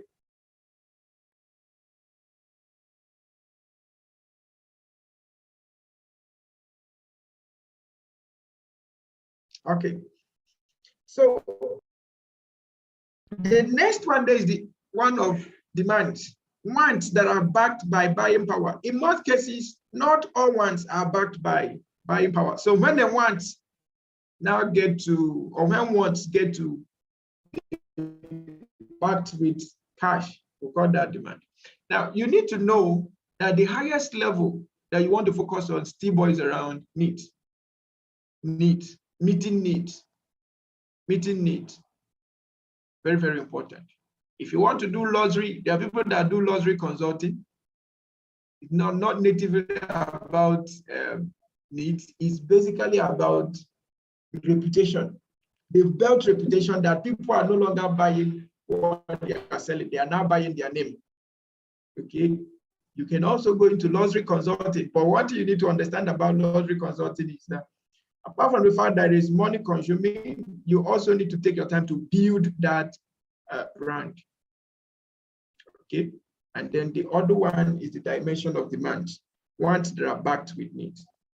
Now, understanding the marketplace and consumer needs. These are some things we need to pay attention to. Number one, customers have latent needs that they don't even know. So when you go back to Dix, so a customer might tell you, or your feasibility study or your needs assessment might have told you that the customer's need is self-actualization. But in essence, there are other needs that is not even aware. Maybe some safety needs, some relationship needs, some esteem needs, physiological needs. If his basic need is self-esteem, then you should make other ones you've discovered as part of what the features. He will still be so glad having those features. It's just like most of us that ride car. Not every function in the car we are used to. Not every function in the phone we are used to. But those benefits, if we get to, or those features, if we get to discover them, we find out, oh, these things are really useful. Okay? Now, another thing we also need to know is that customers won't know what they want until they see it. So that's where your research and development comes to play. That's where your research and development come to. Nobody in the widest imagination could have imagined that people like ShopRite will be doing so well in Nigeria. People like DSTV will be doing so well in Nigeria. People like MTN will be doing so well in Nigeria. Why? Because they discovered something that people want, but they don't really know about it until they saw it. If you go to shop, there is no ShopRite in Nigeria that you go to now that you will not see population, good population of people flocking around it. Both those who are coming to just snap picture and go, those who are really coming to buy, those who are coming to show their friends around, just things like that. So if you look at it, just different kinds of needs. Now people are now seeing that, I never knew that I can come here and hang out. I never knew that I can just pay 200 naira and take my family out to this garden. I never saw. Customers won't know what they want until they see it, but you need to research it. Remember, we said something yesterday: over-promise and over-deliver. And the next one there is that customers struggle to articulate their needs. So the best thing is to create a whole product and give them. It is impossible to ever know all the customers' needs. And that's where product reviews come to play. So you have product A today, tomorrow you review it and have product A1. Just like we have Camry 1996 or 1994, the 1996, 1999, 2000, 2004, 2006, 2007, 8, 2012, 2013. Just product reviews keeps giving you newer things every day. Customers' needs change quickly over time. I just talked about it now. So since it's impossible to meet all their needs as one, just be sure that you're open to what? Continuous research and development. Always question your product. There is something about us in IPM that I love about IPM. If you are doing this program now, come back by next diet for this program. You'll be hearing things that will be added and you'll be wondering, are you sure you really did this program the last time? Everything you ever learned the last time will seem as though they've become old. Why? Because we are constantly researching. We are caught, in fact, before we present any lecture like this, we go back to the internet, we'll find out the thing we want to say, is this still in vogue? Does this still make sense? Does it still apply? We ask questions to facilitators. This thing, is it still relevant? We look at the business environment. Does it still apply? If it doesn't, we remove it.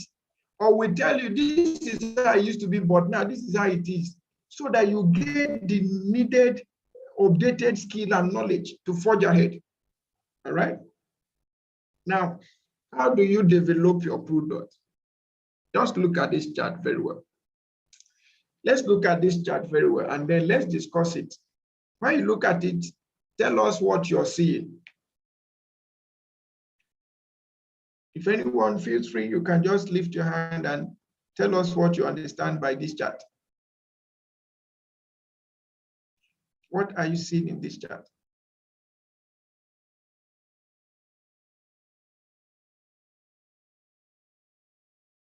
The mic is still open to everyone. You just unmute and then go ahead.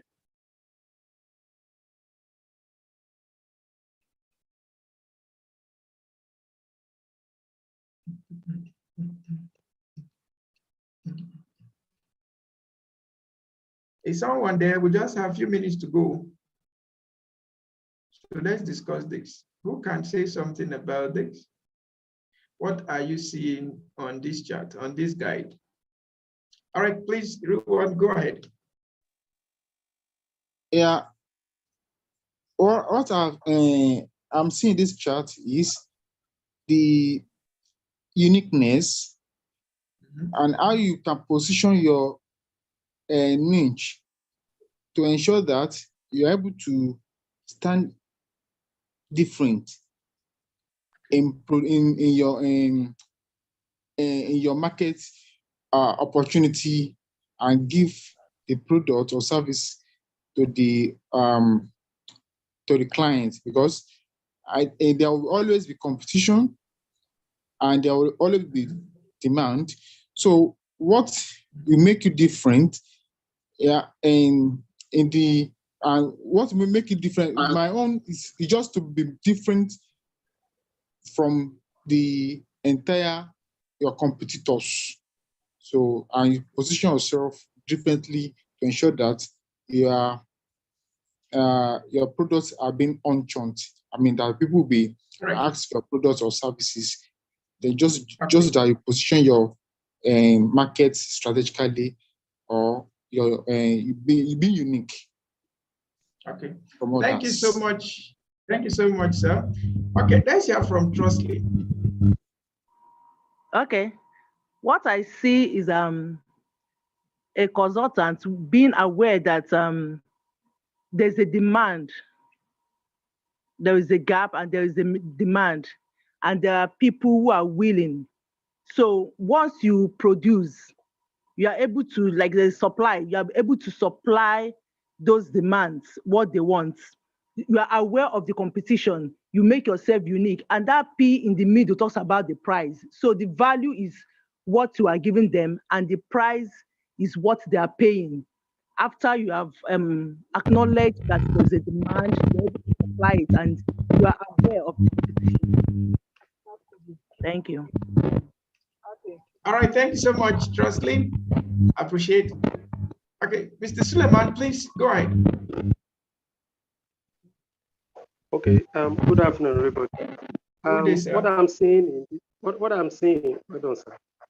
seeing in this slide is that as a consultant or as a business individual, whatever you are producing, never, or let me talk to myself, that I should never create a product in isolation of study.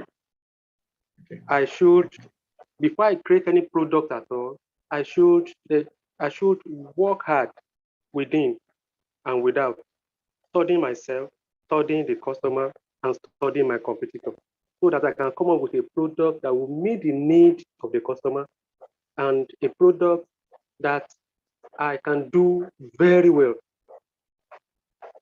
Okay. Right. So if I do study, if I do the background study, I'll be able to produce something or create a product that people will be very willing to pay for, and it will be very beneficial to them. All right, thank you so much, sir. All right, Mr. Excellence, please, over to you. Thank you very much for that last speaker. I mean, that was a very core learning to also draw. Now, the only point to add is that I think that your pricing is very central to demand, to responding to competition, and to enhancing the uniqueness of your products in the market. Thank you. All right, thank you so much. Pricing is key to positioning in the market. Okay, do we have any other view? Please, Pastor Victor, go ahead. Thank you, Dr. Banito. Yes, sir. For what I see, for your service or product to have relevance continuously, the consultant must be able to look at the demand of his service and the competitors around it. His service can always be relevant, consistent. Thank you, sir. Okay, thank you so much, sir. Thank you so much, sir. Okay. In a very short time, we are going to be going into our breakout sessions, and then we'll look at these things more critically from the breakouts. Now, look at this. All the comments we have made, they are all wonderful. All the comments are wonderful. All the comments, product lifecycle management, thank you.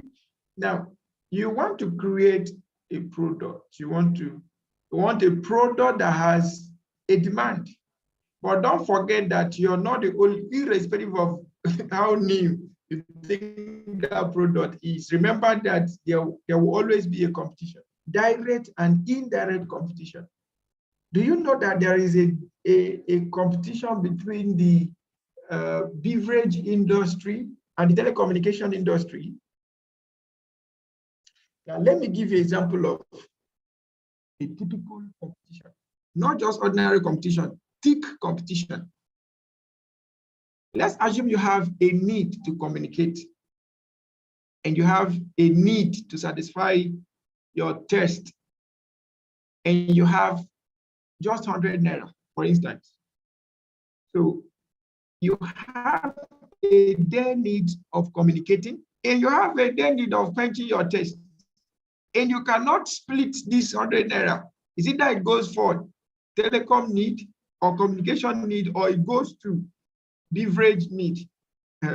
You see the kind of competition there. So, but these two people are not in the same industry. They are two different industries.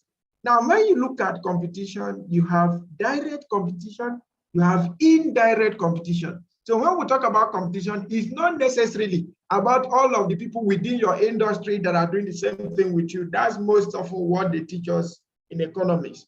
But we have the indirect. We have the indirect competition.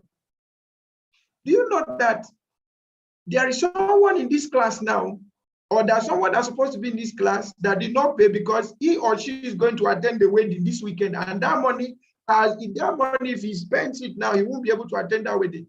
So look at it. The entertainment industry is having its competition with the education industry. So you don't focus only on the direct competition, you focus on all. However, when you're building a product, listen, the product must have market relevance. That means there must be demand for the product. The product must have market opportunity. That means there is a gap that you've seen between the customers, the current service rendered to the customers from your competition. There must be a gap. That gap becomes your market opportunity, and there must be a market fit. There must be a market fit. That means there is something about your product that is quite unique from what the competition is offering. So there must be market relevance. That means the product is definitely meeting up a need, right? There must be market opportunity. oh, sorry, there was market relevant. There is a demand, rather. There is a particular demand. There are customers set to buy from you, a hungry market for you. Now, there must be market opportunity. That is, there is a need, a particular gap that your competition cannot fulfill, and that is what you're filling in. And then there must be market fitness, your uniqueness.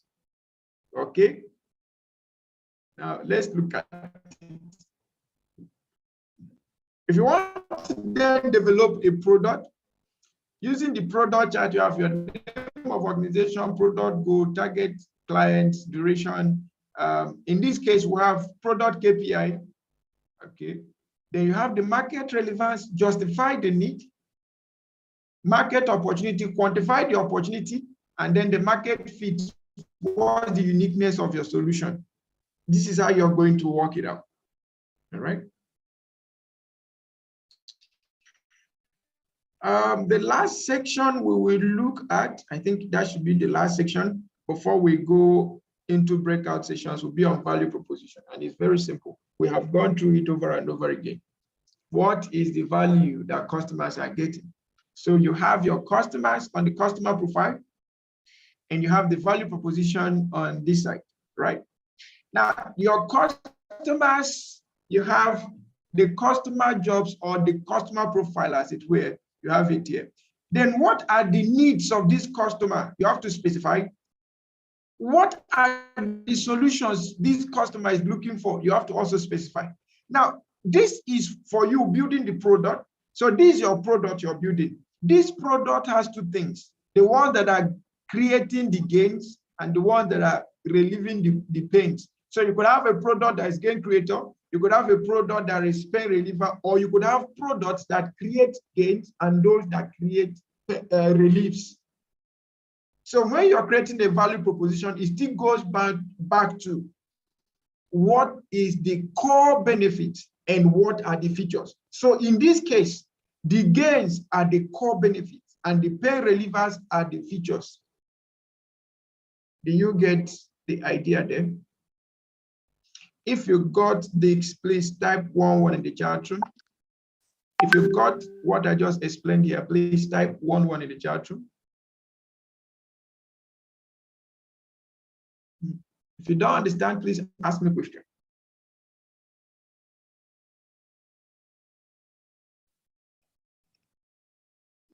Okay, so let me explain again. So first of all, let's separate these two things: the block and the circle. The circle, you're profiling your customers, and the profile you're giving to your customers that you want to find this what are the solutions this customer is expecting? What does this customer consider as core benefits? Those form the gains. Now, what are the pains of this customer? Okay. That forms the pains. Okay. Now, when you're not creating your value proposition, you have your product or your service. Your product or service now need to meet his expectations for gains and his expectations for reliefs. Now, I said that takes us back to having the two sides of value proposition: the core benefits and the features. The core benefits in this case become the gain creators that your product is bringing. Why the pain relievers becomes the features. Do you get what I'm trying to say? So your customer wants to have a major problem solved. Meanwhile, there are other pains associated.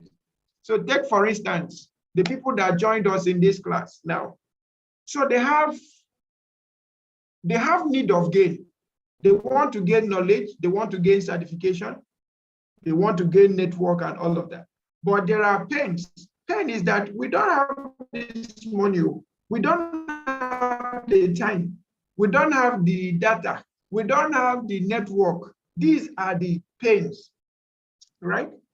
Now, for us, the gain creators here now will be, you have your certificate, you have your materials, you have your quality knowledge, right? will provide you access to networking. Those are the gain creators. Now, what are the pain reliefs? Number one, you can join for free without bothering about paying.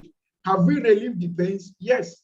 Now, in most of our trainings, we will tell you if you make your payments before so duration, we will send you free data up to 6 gig of free, 6.5 gig of free data that you can use all through the training. Is that a relief? Yes. When it comes to network, we say, okay, not everybody is used to Zoom, and Zoom has need for some kind of high-level network availability before you could connect. But YouTube, you don't need much of that. So we created avenue for YouTube also. Have we relieved? Yes. But all of these reliefs, are they the gains? It can never be the gains. But they are part of the features that can help them decide to now come and get the gains. Did you get the description there?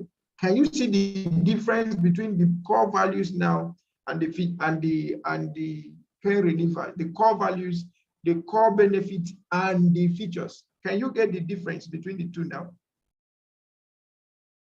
Okay, so all right. Now, Barrister Abiodun, did you understand it? Barrister Abiodun and Mr. Harold, did we understand it? If you did, some of it. It's okay. Tell me which one you don't understand. Let me explain it. Well, okay, so let's take your practice as an instance. You are a lawyer, right? yes, I'm a lawyer, but I've always worked in. No, I'm a lawyer. I've always worked in government. Okay, so you're not a practicing lawyer? No, I've always worked in government. In fact, I'm even retired now, but not tired. Oh, you're retired but not tired. Okay, so let's take law as a case. Yes. Okay, so I think it will be easy for you to understand that one. So let's assume that someone has just reported a case of rape to you. Yes. Right? And yes. You have done your research and you have the facts to nail the culprit. Right? Okay. So, but there is a challenge. This, at the end of the day, this client is supposed to pay you a certain amount of money. But there is the customer now has pains. He can't provide that money, but yet he wants justice or she wants justice. As part of the gain creators, at the end of the day, she will have her justice. But as part of the pain relievers, you can ask, okay, I know this particular foundation that sponsors cases on rape and abuse and violence. Why don't we go there? We report the case there. Maybe they can sponsor this. Have you given a relief to this client? Yes. Yes. Yes. You get it now, right? Yes. Now, with that relief, can the customer be able to pay you? The answer is yes. If the sponsor decides to pay for the service, obviously you get to be paid for it. You have your gain creator now, the service you're rendering, the case you have defended and won, they will pay you for it. Exactly. But you also provided a relief. Support. You provided a relief. Now, all the advisory sessions you have to tell the person to bring down his emotions and all of that, those are also part of the pain reliefs. But those are not the main thing the person wants. But you have to calm the person down. You have to, most often, call the person and tell the person, hope you are fine today. You know, we are appearing in court tomorrow. Those ones are part of the pain reliefs, but they are not the main thing. They are not the gain creators we are looking for. The gain creator is that I will win this case, you take me to court, you win the case, then matter close. Okay. You get it now? Very well, thank you. Okay. Thank you so much. All right. So do I have any other question? If there is anything you don't understand, please ask me. Feel free to ask me and I will feel free to answer. Okay. Dr. Banito, that's the points before the slide before this that spoke about the three intersections of customer, product, and competition. Yes, this. I'm not sure I really got your explanation to the P. To the Okay, P the in the P, okay, sorry, I didn't mention the P. The P is actually the product you want to create. The product you have market relevance, the product you have market fitness, and the product you have market opportunity. Okay, so it didn't have to do with the price. There is the product. So it did not have to do with the pricing. No, it's not the price. It's just the product. The product must have relevance, the product must have market opportunity, and the product must have fitness. It must have market fitness. All right, sir. Okay, thank you. Thank you so much. Okay, Makes more sense. Your hand is up, please. Go ahead. Hello, sir. Yes, please go ahead. Okay, I want to go back to that pain relief. Okay. So in other words, as a consultant, you must intentionally, consciously build a pain relieving future into whatever you are doing. You know, Mr. Reed once said he doesn't like grammar, but you see this grammar you spoke now is very good. We like it. You like so it's an intentional thing that you must build it in. Right. Yes, it's very intentional, conscious effort. On a lighter note, you see medical doctors, when you go to the hospital, the first thing they ask you is to pay consultancy fee of 30 without even seeing your problems or whatever. They first tell you, they push you away with that consultancy fee, perhaps 10,000, 15, 20, 30, some collect as much as 50,000 first before you see them. So in such situation, what advice can we give to them in order to build in that pain relieving future, pain relieving aspects of what we just taught us about? Okay, so let's come back to this chart again. You see, this chart, from what you just said now, there is already a gap in that market. There is a market opportunity for any medical doctor who want to get it better now and make a whole lot of money, right? So there is a gap here. If you check most private medical doctors, that's where you see most of, even the public sector anyway. But that's a gap, and some of them will tell you that's what our profession says. It's not really about what the profession says. They are just doing what others are doing. IPM could have told you, if you don't have your money, don't come, right? But there are millions of people who don't even know what this whole thing called professional training is all about. Until they experience it, they will know the value. So why don't we give them the opportunity to say, okay, we do this or we do that? And then medical doctors also, they need to find that there are, let me say, NGOs that support some medical outfits based on certain ailments.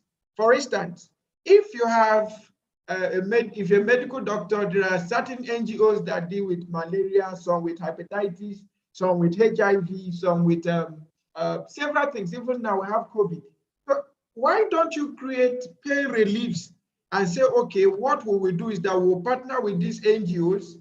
We'll now announce that we'll have need to train or need to cure anybody that has malaria. Just come. In that case, you don't need to bother about consultation. Your consultation has already been taken care of by some agencies. So these doctors also need to do some form of research. Remember, collaboration is key in business. You can't succeed alone. As a standalone, there must be need for collaboration. If I were to be a medical doctor, I will make my hospital free.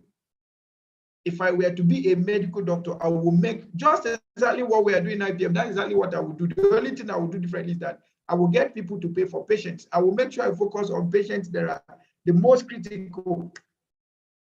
Okay, and they will have to. I will have to get sponsorships or get donors who are ready to help. Okay, all right. Does that make sense? Translate, does it make sense? Yes, it does.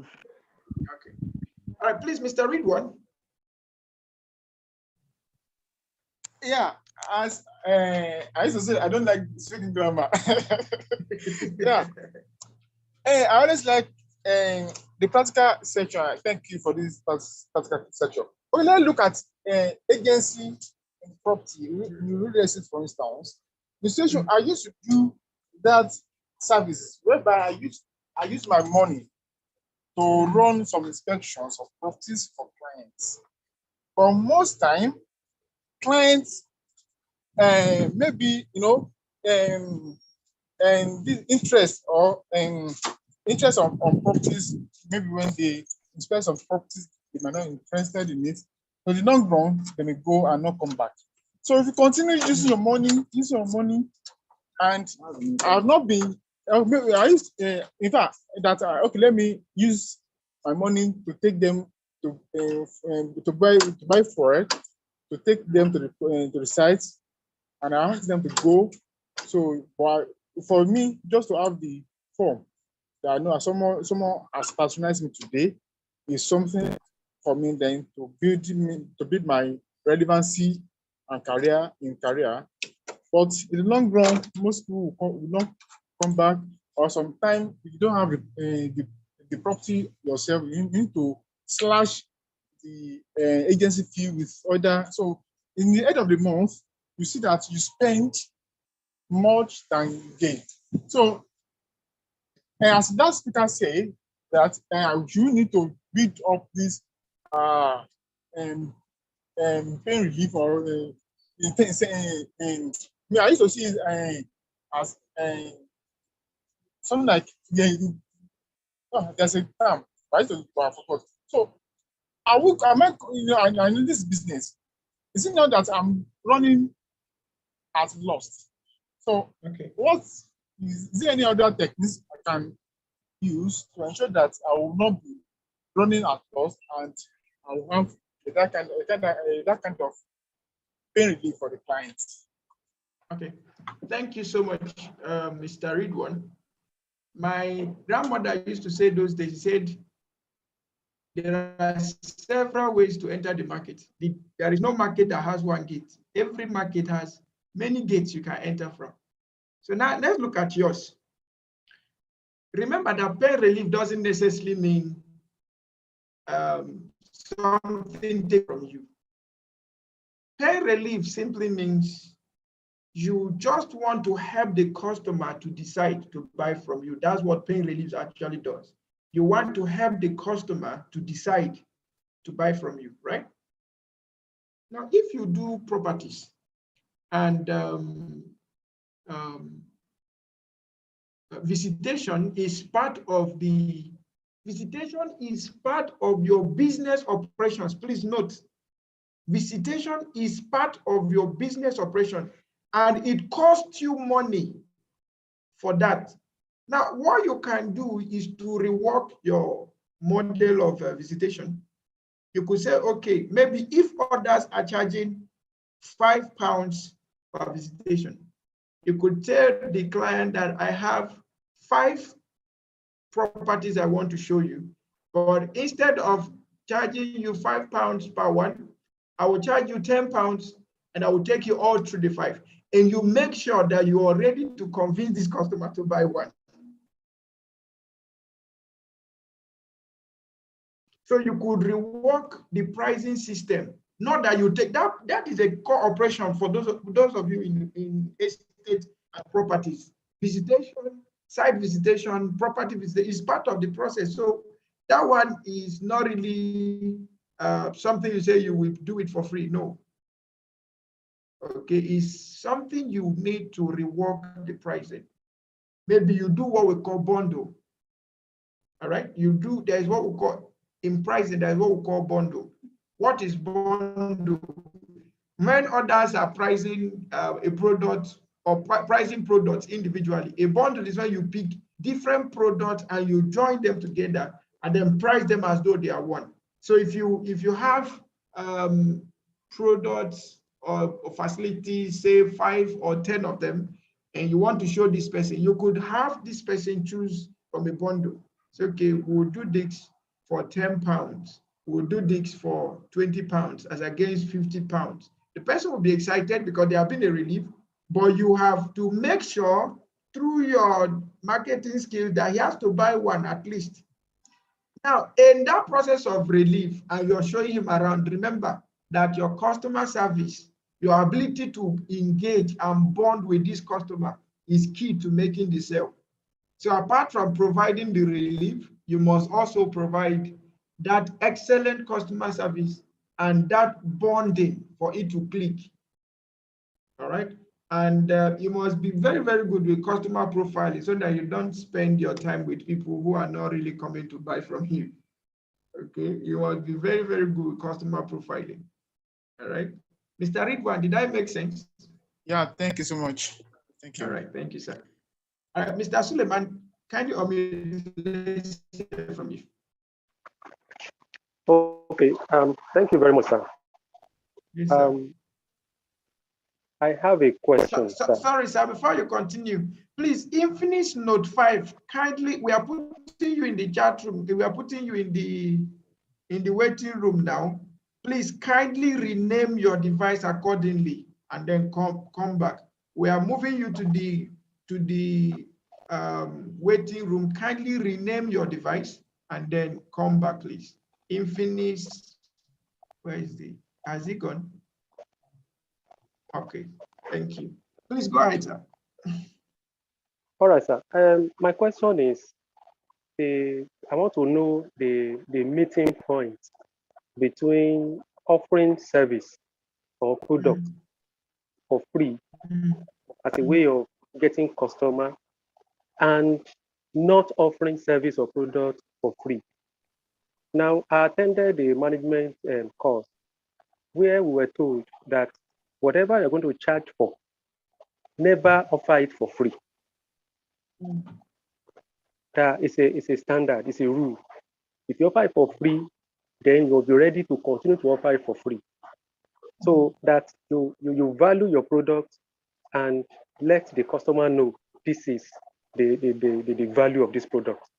Those that will pay will pay. But during this class, and by IPM's way of managing customers, the free product thing is, and yesterday too, you talked so much about it, and I think I was buying into it. Now, some few days ago, I met a friend who happened to be a proprietor of a school, and he was talking to me about, we're discussing school business issues and things like that. So he told me of a friend of his who promised parents free uniform, and eventually got into trouble for it as a startup. He wanted the customer base, but he got into trouble because he could not sustain that free uniform thing that he gave to parents. So I want to know, what's the meeting point between offering products or services for free and not offering for free? Because I'm in between two now, two school of thoughts. That's the question. Thank you so much, Mr. Suleiman, and thank you for using a specific example, school. Okay, it makes a whole lot of sense. First of all, the person that says, when you have a product, don't make it free or something, and then there are several things they teach us in school that doesn't apply. And also, we need to be sure of the dynamics of time. We need to know that times are changing. So things we held on to very dearly yesterday might become irrelevant today when it comes to business. That is number one. Now, number two, yes, I've mentioned that in your business, always find a way to use the word free. Now, in the educational sector, if we want to say free, we don't really say free. We don't say free. We have words in education that tells you the meaning of free. For instance, when you say scholarship is the same thing as saying free. Now, let me give you a typical example. But before I go to typical example, please, everyone in the class, note this. when you have a product, always know what you can give out for free and what you cannot give out for free. Always have your terms and conditions. We mentioned this yesterday. Now, no matter what we do in this class, we can't give you a certificate for free. We just need to let you know. So if we do everything, we have our own anchor. You see, the most important part of this whole thing, no matter what we try, is the certificate. That's the most important part. Now, for you as a business person in school, you can decide to say, okay, so school is giving scholarship to the best student in our common entrance. Now, best student is one, no, not everybody. Now, send that information across to all, maybe you're expecting to have people in secondary school. Send it across to all private primary schools that don't have secondary school. Make the announcement on radio, provide how they will assess the registrations stress-free, all right? Then you will see the population of people that will come. They will come write your exam. If you want to make it cost-effective, you can decide and say they should write their common entrance online, if you think that that's the audience you have. And then you have their names, you have the name of their parents, you have their address, you have everything, and every. At the end of the day, you're choosing one person, but you have more than 300 people who have come to write your common entrance. Now, out of the 300, students are very funny. There are those that actually intend coming to your school, whether they were the first or the not. But if you did not put up the advert, they might never come. Now, since they've come, they've tested, and they saw the exam. And you now sent back a message that they passed the exam, but sorry, they were not the, or you tell them that announcement on the ceremony, you'll be announcing the best graduating student in the ceremony of the third term or whatever, and you ask them to come. They've come for common entrance. Now you're engaging them again to come for your third term end of the year party. Bros, I'm telling you the honest part. They will soon forget that you called this scholarship, and they'll be asking you, how much is your admission fee? Mr. Suleiman, did you hear what I said now? Does it make sense to you? Yes, I get you, sir. No, I don't want you to get me. What I said now, does it make sense to you? Do you understand how to use free now for education? Yes, I understand perfectly, sir.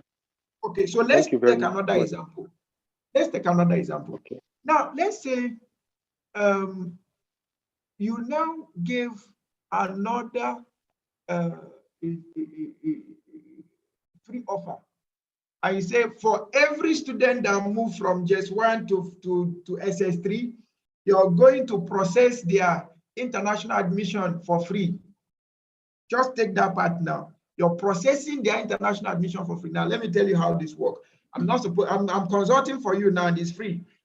Now, what you need to do is to find 1, 2, 3 universities that are willing to accept Nigerians into their university. Now, they pay you. You don't pay them. They pay you for recruiting for them.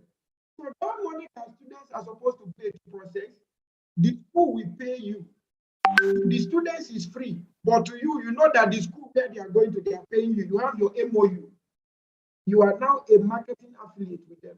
That is free. You know how many parents that want their children to leave this country, even if it's Tanzania or Mozambique.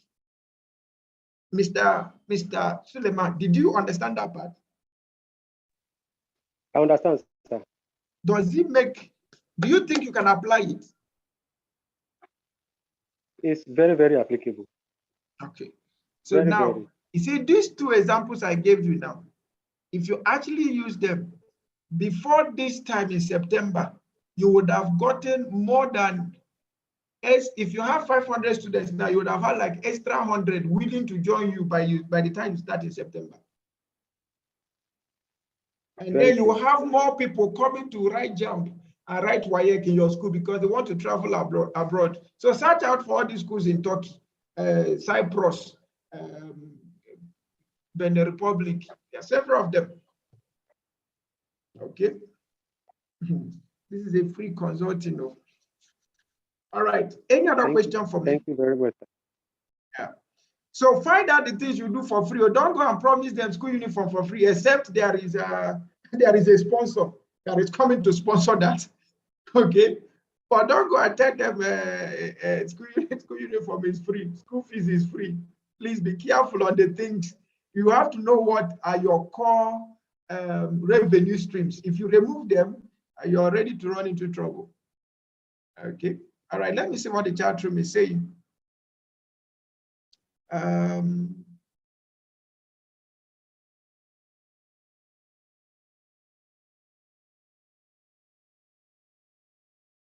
Okay. So I went to more to buy only one suit. They said if buy 2 suits, I can pick a third for free. Okay. And you ended up going with 3. All right. Thank you so much.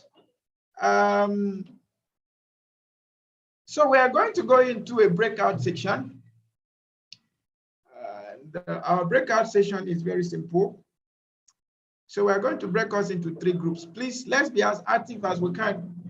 The first group is going to use the CRM chart, discuss here to develop a CRM strategy from acquisition through engagement to retention. So you have to be practical as you can. So what is the CRM chart? You find the CRM chart there. So you just have acquisition strategies. First of all, set your marketing goal and set your target and set your KPIs. Then what are your strategies for acquisition? What are your strategies for engagement? And what are your strategies for retention? That's for group 1. Now let me break us into groups so that we all know our own sections before we go on break. So I'm going to break us into 3 groups.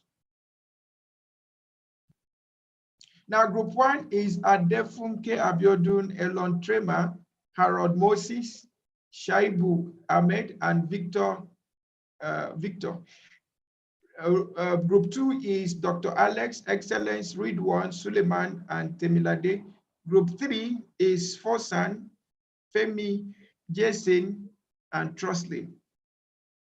So group 1, your work is to use this chart. So you can screenshot this, group 1. You can screenshot this and use it. Group 1 is Barrister Defunke, Mr. Elon, Mr. Harold, Engineer Ahmed, and Pastor Victor.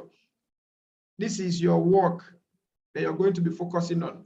Importantly, we need your marketing goal. We need your marketing target. We need your KPI for each of these segments. What do you expect in acquisition level? What do you expect at DEX? And then give us strategies on how to achieve those KPIs. That's group 1. Group 2, we have Dr. Alex, Excellence, Ridwan, Suleiman, and Temilade. So let's look at group 2 assignment. Group 2 is for us to develop a product that has market relevance, market opportunity, and market fit.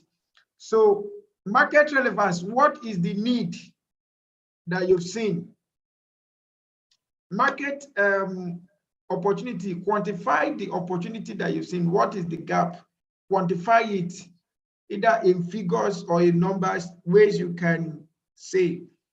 Either numbers of in metrics or numbers in amount, how much in currency. Then what is the market fit? What is the uniqueness of this your product? Okay, that's for group 2. Group 2, Dr. Alex, Excellence, Ridwan, Suleiman, and Temilade. Then we have group 3. Group 3, your assignment is to develop an irresistible value proposition for any consulting product of your choice. So what are you going to do? You're to use this, that's use this chart, the client's profile, the client's pain, and the client's gain, service gains that you want to provide. So that's what we want to see. Or you can use this. Tabulate your pain, your gain creators, tabulate your pain relievers, and then what gains are this customer looking for, and the pains that you're relieving. But to make it simpler, you just use this. The customer's profile, the customer's pains, and the solutions, the gains you're providing. Okay. All right. Do I have any question before we break us into groups? Please, as soon as you see the notification on your screen, just accept and join. This is 1:20. So in the next 20 minutes, we'll be back. So by 1:40, we'll be back. Do I have any question? Number 3 is to develop an irresistible value proposition for any consulting product of the tool. But this is what you're working on. So what is the product, the gain creators, first of all, start with your customer. What's the profile of the customer? What are the pains and what gains is he expecting? Then from your product side, what's the gain creator and what's the pain reliever? That's for group 3. Any question for me? Any question before we move on this break? Okay, so I'm breaking us into groups now. Please kindly accept the notification and join your group. Thank you so much. We'll be reconvening in the next 20 minutes. Thank you.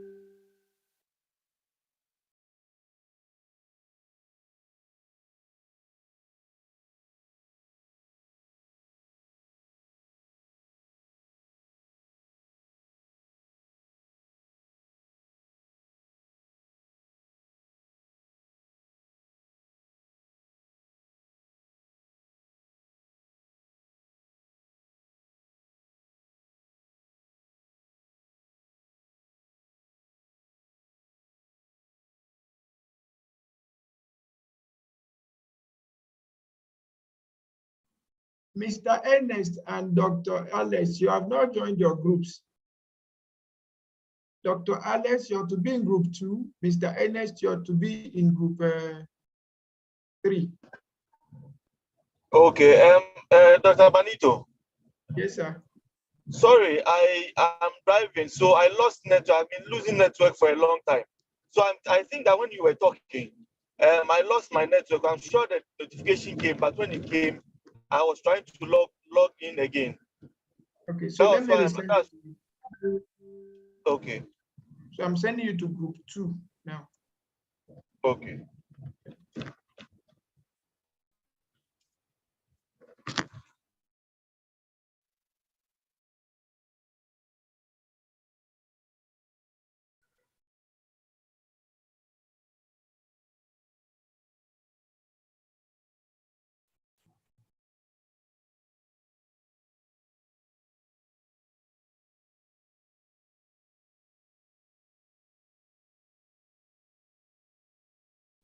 Dr. Alex, are you still in class or you are still on the road? You have not joined your group.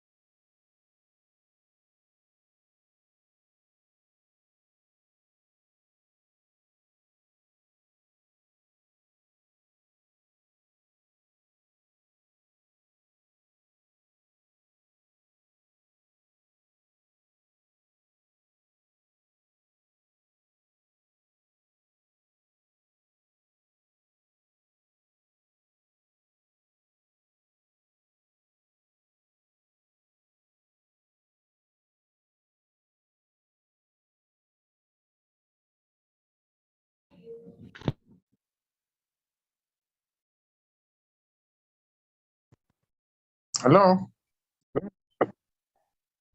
Oh, I think I'll Hello? back to okay. You're all welcome. We are back in the plenary.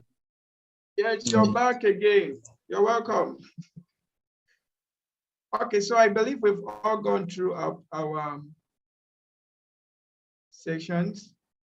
We have just 30 minutes to round up this class for today.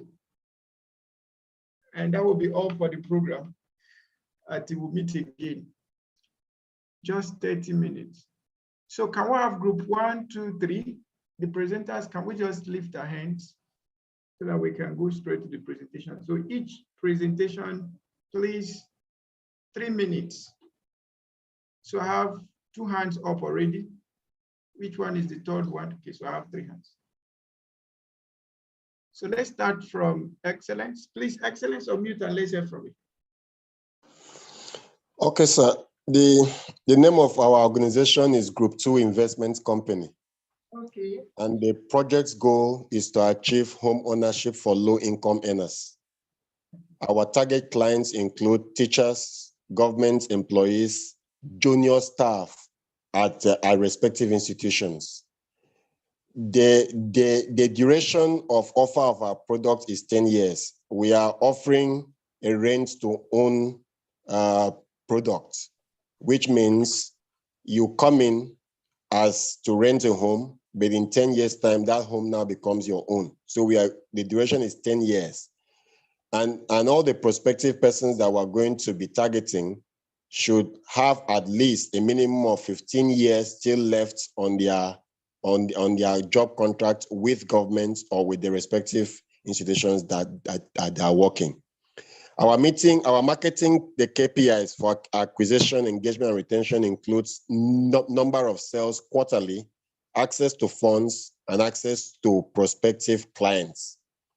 Now, in terms of our market relevance, we have understood that housing is already a basic need. And that self-actualization of the customer to own a home and to stay off rent, especially and during times of post-employment, like when they now become pensioners. So the market relevance is already established, building from the fact that this is already, housing is a basic need. Now, other real estate opportunities or services or products wants you to pay at least half and spread the others over a period. But that the opportunity that we are seizing and we are coming along with is to do it differently. And we are coming to say, no, you just pay your rent monthly. And in 10 years, you own the home, because our strategy is to ensure that the money for the overall payment is broken out into 120 months, so that you pay monthly, and in the end, at the end of 10 years, you are actually picking up your home ownership. Now for market fit, we have made sure that we are going to make the most of competition. So because of socioeconomic status of those that we are targeting, low-income earners, we are ensuring that for our product, we are not going to go and demand much money as down payment. We are making sure that we work with what they have to get them to what they want. Thank you very much, sir. This is from Group 2. All right. Thank you so much. Thank you so much, Mr.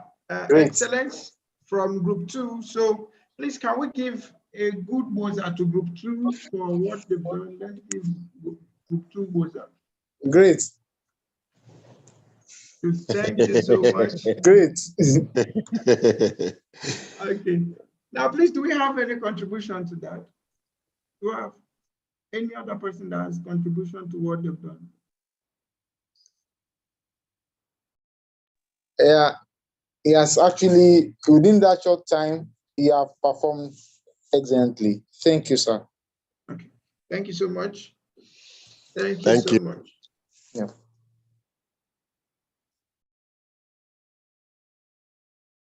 Okay, so let's quickly review this. And so group one, your market relevance is what? Sorry, group two. You say your market relevance is what? So we are building it on the fact that housing is a basic need. So the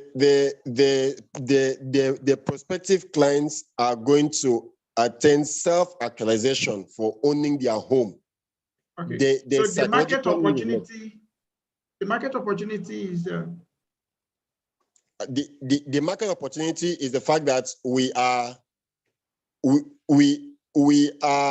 approaching the payments a different way. Okay, I think that should be the uniqueness anyway. That should be part of the market fit. If you're doing it differently, then that means it's part of market fit. The market opportunity there is what gap are you seeing? Yes, sir, because others demand payments of at least half before you now spread over the years. So we are avoiding that because many people are complaining. So your market opportunity is that you've identified people who have need of houses but cannot make full payment. Yeah, exactly. Okay, true. So that's why we go down to the low income earner who could not make payments at once. Okay, so your market opportunity is low income government earners with 15 years service to 15 years in service to go, right? Yeah. Yes, sir. And they cannot pay for houses at once. Yes, sir. So we need to, this is a good description. This is a good description, but when we now talk about the opportunity, we need to quantify them. All right. Are they 50,000? Are they 100,000? Are they 1 million? So we can say 1 million low-income government workers that still have 15 years of service to go, don't have houses or have need of houses. And that's why we are coming up with it.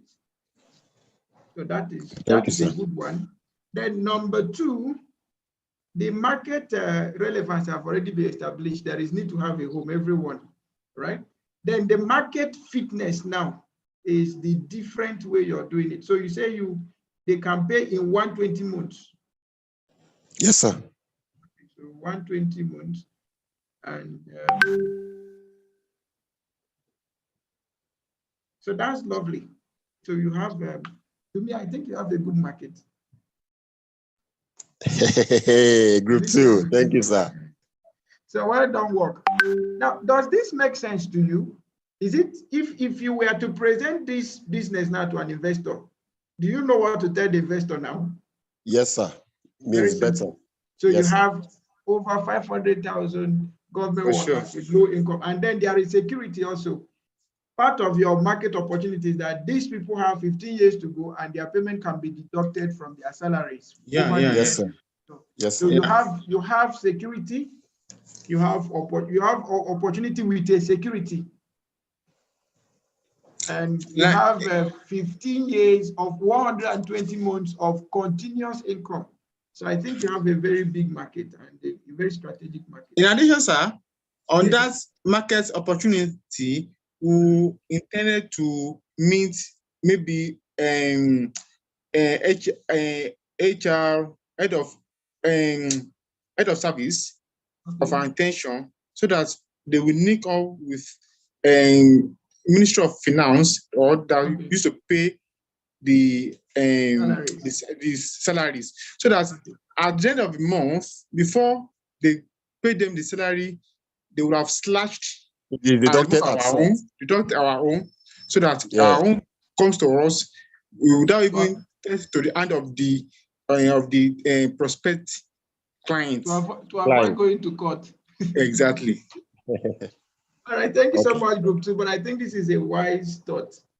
Thank you so much. Thank you, sir. And thank you, sir. For those of us in real estate, I think this is also good. If you can have a model, a product as this, you're possibly going to have more clients buying from you. All right, thank you. So let's have the next group.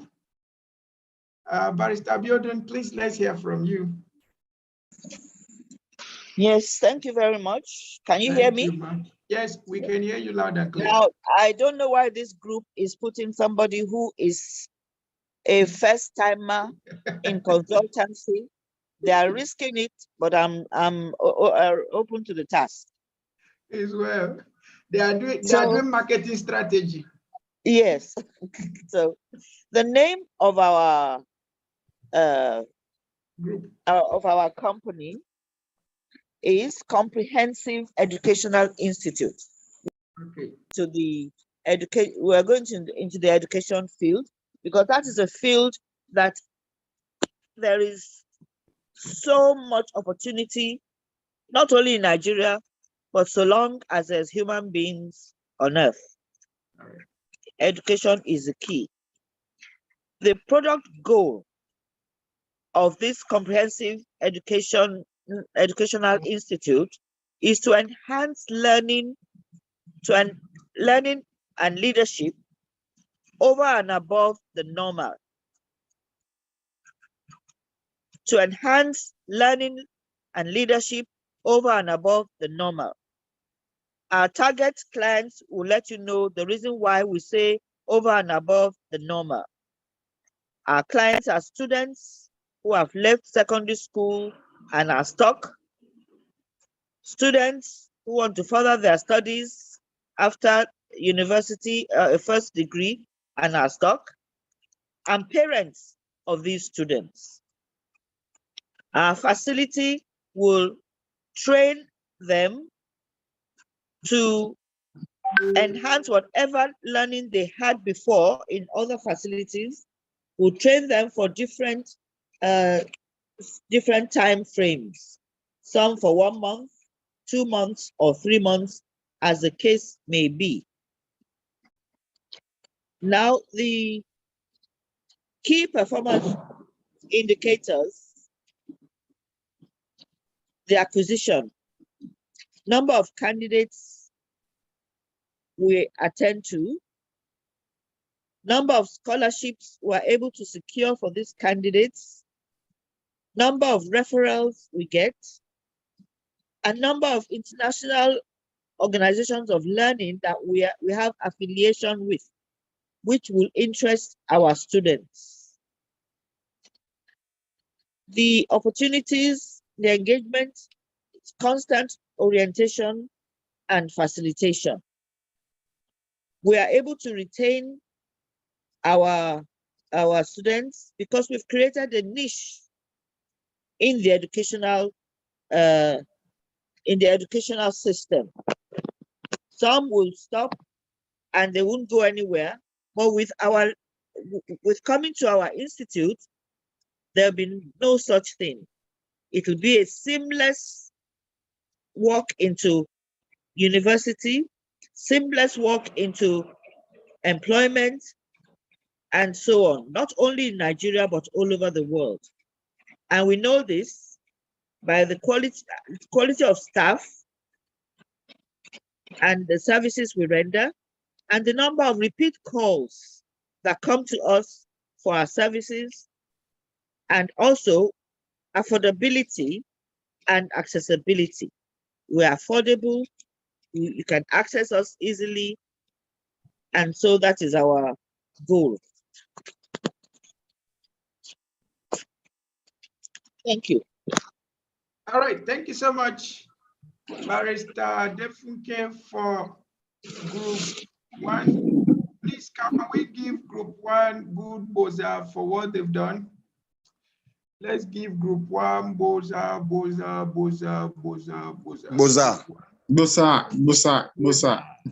Yeah, enjoy. Okay, so group one, your work is educational comprehensive. So basically, your product is training, human capital development. What I was actually expecting was just a practical perspective. For instance, you say KPI for acquisition, you want to know the number of people, number of students that registered, number of parents that showed interest, number of referrals. So what we want to see in the KPI is that KPI parents 200, Under acquisition, number of students registered, 500. Number of referrals, 50. That's what we want to see. Then engagement, how many of these people are we willing to turn? So maybe out of 200, we want to turn 50. 50 students, we want to turn 20 parents, we want to turn 5 referrals. Now, under retention, how do we now retain this 50, 20, and 5 to become paying? That's what we want to see in the strategies. So in the acquisition, what we wanted to see was, how are you going to attract these people? Yes, you said you're going to be accessible, you're going to be cheap, quality of staff and all of that. That's good, but affordable. Yes. Now, but when you go to the product development, if you go to product development, you find that this product might find it difficult to sell because the competition will be doing maybe more than what we are thinking of. Okay, our competition may be doing more than what we're thinking of. You know, there is this product now schools have, or most NGOs have, they call it, how do they call that thing again? You pay per day. 25, 20, is it 20 naira or 25 naira per day school? Some are saying 100 naira per day school. Now, if you compare a school that is doing 100 naira per day or 25 naira per day with what you have now, they are possibly going to sell more than you. So, and remember the target you also have. They say your target is fresh college students that are stuck from getting admission or stuck from advancing with the education, and you want to help them build capacity so as to remain relevant. So we need to rethink the whole process. First of all, we need to set very specific KPIs, very, very specific in numbers that are measurable. Because by the time we set out those numbers, it will not be easy for us to say, these are the strategies we use. Maybe registrations will make them free. We use radio jingles, we use online ads, we use viral emails, we want to put it up on our website, we use referrals and all of that. You list all the ways you're going to achieve the KPI set. And then on engagement, we use WhatsApp groups, we use email community groups, ways to engage them. Then at the end of the day, you want to have school alumni. So those were the things I was expecting to hear in a case like this. However, you did well. Thank you so much. So let's hear from group last. Roslyn, can we hear from you? Okay. Good afternoon, everybody again. So our group is. I know you people will come up with education again. So if you are talking no, about it's not education. It's not education. Okay, you've changed your mind. Okay, your group. Yes. So our group is we are actually, the name of our group is, the name of our organization is Bulk Food Delivery Services. And the motto is "The is on us." So the product goal to ease customers the access to food during the pandemic with a sustainable outlook. So we took advantage of the pandemic, what happened during the pandemic, to create this organization, and with a sustainable look, that sustainable outlook, that means it is continuing till now. So our target clients are actually top and middle income professionals. Top and middle income professionals. So the initial duration was 2 years, but we have a sustainable outlook to let it continue. Then our client profile. How did we get our clients? Through personal contacts and through referral. Through personal contacts, because we are dealing with top and middle income professionals. We found out that they were complaining during the pandemic that they couldn't go out to get food. Local food, tomatoes and other things, rice, beans, they couldn't go out even when they have their monies. So one of us just came up with the idea, okay, why not let us get to those food? And they said, okay, how do you do it? So we created a WhatsApp group whereby we put all our friends, professionals, in the alumni, whatever, we put them, the organization is actually located in Lagos. So we put all of them together in a group and we sold the idea to them, which they bought. So what were their pains? Their pains was that they were unable to access food during that pandemic. And so we told them we can ease those pains off you. Then the service gains for our customers, stress. We removed that stress of going to the market. How did we do it? We got in touch with bulk vendors that bring food, that they should bring those foods to us. So as they brought those foods to us, we isolated them, sorted them out, and in so doing, we told our customers, that customer base on WhatsApp, that the food will be delivered to your doorstep. They did not believe it. They said we would do it. So we made use of some guys, delivery guys. I gave them that job for that time, that they should get this food to these people. And they got those food. So the food were gotten at the comfort of their houses. So by networking, like I said, then also we created that job for those delivery guys at that time, which was also good. So the food were actually delivered to them at affordable prices, and they were fresh tomatoes, fresh pepper, everything was fresh. So before you know it, they were also able to refer people to us into that group. And the beauty about it is that even after the pandemic, we've been able to sustain, because the people we have in our groups are like bankers, top professionals who don't have that time. So we still are doing that business with them. It's a sustainable business. So we still are doing the business with them. We still bring the food down to them, even after the pandemic. So what is the bottom line? What have we achieved as a company too? We've been able to build trust. At the on the long run, we'll be able to build trust. They were able to keep putting money into our account to get us also food, as long as we would deliver to them. So even the premium service, everything has been inbuilt into what we charge them, which they don't mind at the long run. You see that we're able to meet their psychological needs at that time. They needed food. We've been able to meet their psychological needs, and it has helped us to build trust. The self-esteem is there, the security is there. So we are able to retain our customers. How did we retain our customers? By ensuring that those promises we made them, we kept those promises.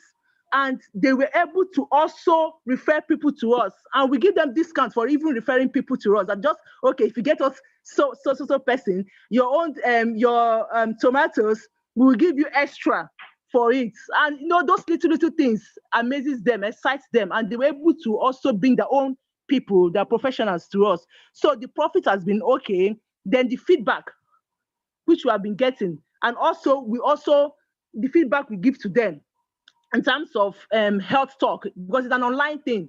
So even once in a while, one of us will just throw in a health topic about how to take care of what to eat and not what to eat. It's not everything you buy. Watch your age, watch your weight. Even as you are eating, also watch what you are eating. And so we throw it. So the group has been amazing. And what we've been hearing from them is also amazing. And it's really sustaining. Thank you. Hello? All right, thank you so much. Group 3, for the wonderful work done. Please, can we give Group 3 a good round of Boza? Group 3, you've done well. Let's give Group 3 Boza. Okay, so Group 3, your work is to develop an irresistible value proposition for any consulting product of your choice. And then you developed on food delivery. So that's nice. Now, the most important thing we need from here is just to know the customer profile, to be sure that we understand the customer, and then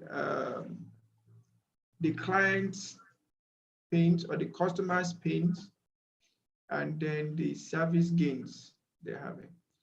So the service gains here will include both the features and the core benefits, right? Now, you say your target customer is top and middle income professionals. I would have said top and middle income earners, right? But that's a target market. That's not a customer profile. That's not a customer profile. A customer profile says, okay, target top and middle income earners. 1, living in so place. 2, living in Lagos State. Okay, all right. Should be able to be in the income range of so. You state that. A family size of, you state that. Married or married, you state that. Number of dependencies, you state that. This will help you with your profiling. And all then right. that will now help you with your segmentation for the products you are raising. So the customer profile was not clearly given. However, we have a target audience, or target market, which is top and middle income earners, but the profile was not adequate enough. All right, sir. Then number 2, the client's pain. He said they had stress of getting food. So you want to remove the stress of getting food from them. That's the pain. All right. Okay. But I don't think in the situation where we are looking at, that's during the COVID period, I don't think that was the only pain. There was also the pain of non-social life. That was also a good pain. Non-social life. Non-social life. Yes, like no one was given the opportunity to go for social life. Okay, so we also had the restriction on religious life. So all these were part of the pain. Okay, why we're talking about food, so I don't know. Sorry, now let's get it. Okay. Remember, we are talking about a whole product, right? A whole product, okay. We are not just talking about developing it, we are talking of a whole product. A whole product that will meet up with all of the needs. Okay. What we're looking at. Right. So apart from the food, there are other needs that we want to help them also achieve. But the most important thing they want to get from us first is food. But if we want them retained, then we must think of other needs across. Now, in the gains that was listed, you mentioned easy deliverable food. They will have food easily delivered to their doorsteps. Now, you mentioned that the foods will be fresh foods and the food will be at affordable prices. Those were the major gains you mentioned, right? But if you look at the gains move beyond that. They also have the gain of not going to contact the virus. That's a gain. They have the gain of comfort. They stay in their comfort and it's given to them. That's a gain. I said that. I mentioned that. They have the gain of convenience. So they can order whenever they want. Yeah. So when we look at product development, we look at it not just looking at the primary value the product will deliver. Look at it. Okay. Then in the pay relievers, you mentioned things like referral commission. Yes. You mentioned things like health talks. Yes. Okay, so those are nice. Now we will add in the pain relievers, we'll now add, if it is possible for us to have a social life on those WhatsApp group we are created. Okay, social life on WhatsApp. Social life in the WhatsApp group and religious life in the WhatsApp group. Now, how do you do this? Most of the churches had their links. Most of the mosques had they were going live, right? So on Sundays, on Wednesdays, on every day, you could get the links to their services and post it there. That means anytime they want to go to mosque, they don't need to look for where to get the link. They just come to your WhatsApp and then click and then go to where they want to go. It makes it more active. It makes them more expectant and makes them want to be among. And you will now see them contributing also. They have important information they want to share, they bring it there. So these are some of the things we can add in the value proposition to make the customers not only to come, but at the end of the day, abide with us for life. Okay, Thank sir. you so much. 3, this is wonderful. Once again, all the groups have done well, and you deserve a wonderful applause. So you are 3. So I'll give 1 to group 1, 1 to group 2, and 1 to group 3. Well done, what? That's lovely. Now, do I have any question? We are rounding up now. Any question for me? If there is anyone you think you don't understand very well, please ask me. Okay, so let's round up. The attendance list will be passed in a moment. Please make sure you take your attendance, and please, in this particular regard, make sure you fill your attendance exactly the way you want it to be in your certificate. And please note, okay, the attendance link is already there. Please note, we just have from now to 25th of June to clear up every prospective fee that we are looking at. If you want to be a member, you have between now and 25th. If you want to pay for your certificate, you have between now and 25th. Right, thank you so much. Okay, let's quickly check out something, and then we will be done. Let's quickly look at pricing. We've said so many things about pricing already, but let's just summarize. In pricing, this is what the process of pricing looks like. Understand the customer value, which we've already done. Determine demand based on competition of offering, which we've already done. Estimate cost, revenues, and lifetime value, which we've already done. Establish a pricing structure and level. That's what we want to do now. And then set a price. Basically, if you're doing pricing, what you want to do is check your variable cost versus your fixed cost, and then know what your service charge will be, and then you price it. For instance, if you're doing a training program for an organization, you want to calculate the cost of facilitation, you want to calculate the cost of venue, you want to calculate the cost of renting maybe projectors and all of that. You want to calculate the cost of feeding. You want to calculate the cost of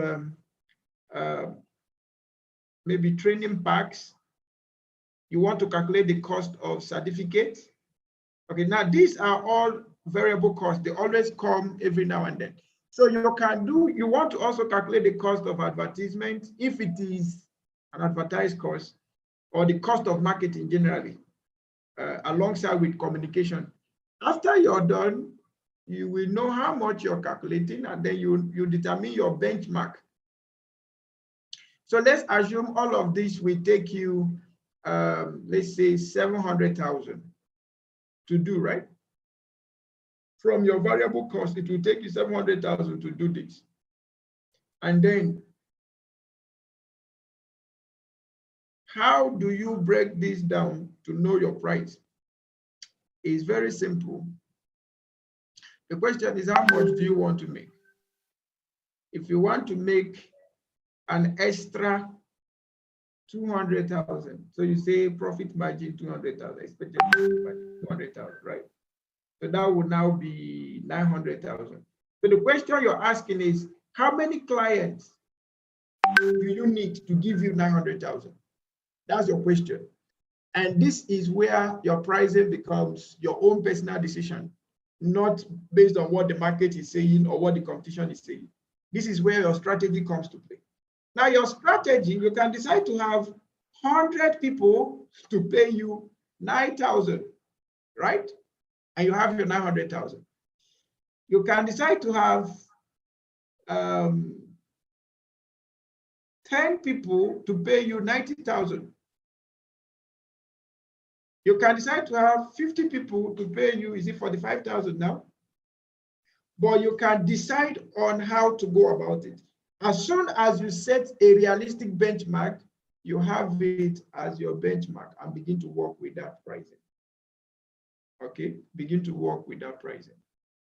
That becomes your benchmark price. You are not using this as what the market is saying or what the market is not saying. So this is your benchmark pricing approach. Okay, you have your cost, and then you're trying to find a way to share the cost realistically across the number of clients you can have that will pay for that cost, right? That's one model. Another model you can use is to decide with the client what he wants. So we have the cost embedded pricing. So this client calls you and tells you, cost of facilitation shouldn't be more than 5,000 per hour. Cost of revenue shouldn't be more than 20,000 for a whole day. Cost of projector shouldn't be more than 2,000 naira. Cost of feeding shouldn't be more, and he gives you all the requirements, right? Like in most contracts, you see, they'll give you all the terms and conditions. So all you need to do then is to research and find the possibility of you executing that kind of project or that kind of consulting. If it is not possible, then you need to call the attention of the client and provide facts and figures to justify that, yes, this thing you said is not going to work. What is this? This is customer-oriented budgeting. Okay, customer-oriented budgeting. You meet up the client's expectation. However, you tell the client, this is my cost of service for all of these things so that everyone will be on the same page. Now, these are the two I will basically want to talk about. Is it that you have this structure worked out before advertising? That's for unsolicited consulting, unsolicited business engagement, all right? Like most of us came into here because we did an unsolicited business engagement, all right? So we did unsolicited, we set our benchmark and then did our whole process, and we are where we are, all right? Now our benchmark was actually to get at least 20 people from this training who will support the MDA CSR project. Okay, our target was to get 20 people. And as of now, I think we'll have up to 19 people. So we are still looking for one person. Okay, and one person must pay. You don't know what that, somebody's watching on YouTube. So before the week runs out, you just see some people telling you, I watched on YouTube and I still make payment. What do you tell them? Yes. So we meet our target. Very simple for us, right? But remember, we didn't just start up this like this. It took us years to come up here. And we are sharing it with you so that you don't need to go spending those years we spend trying to find out how to do your pricing. And then the second pricing I just said now is, let the customer decide what he wants to pay. And then you find a way to fix your cost of service and then deliver that. Whether you're doing training or you're doing real estate or you're doing medicals or you're doing accounting, these two can always work, no matter the kind you're doing. Okay, no matter the kind you're doing. Now, we are looking forward to having a proposal development class where we are trying to manage our time this period, but we are still looking at having that proposal development class by Thursday, Friday, and Saturday next weekend. In that place, we will have to talk about financial bids. In the financial bidding, lifetime value, LTV, lifetime, customer lifetime value, okay?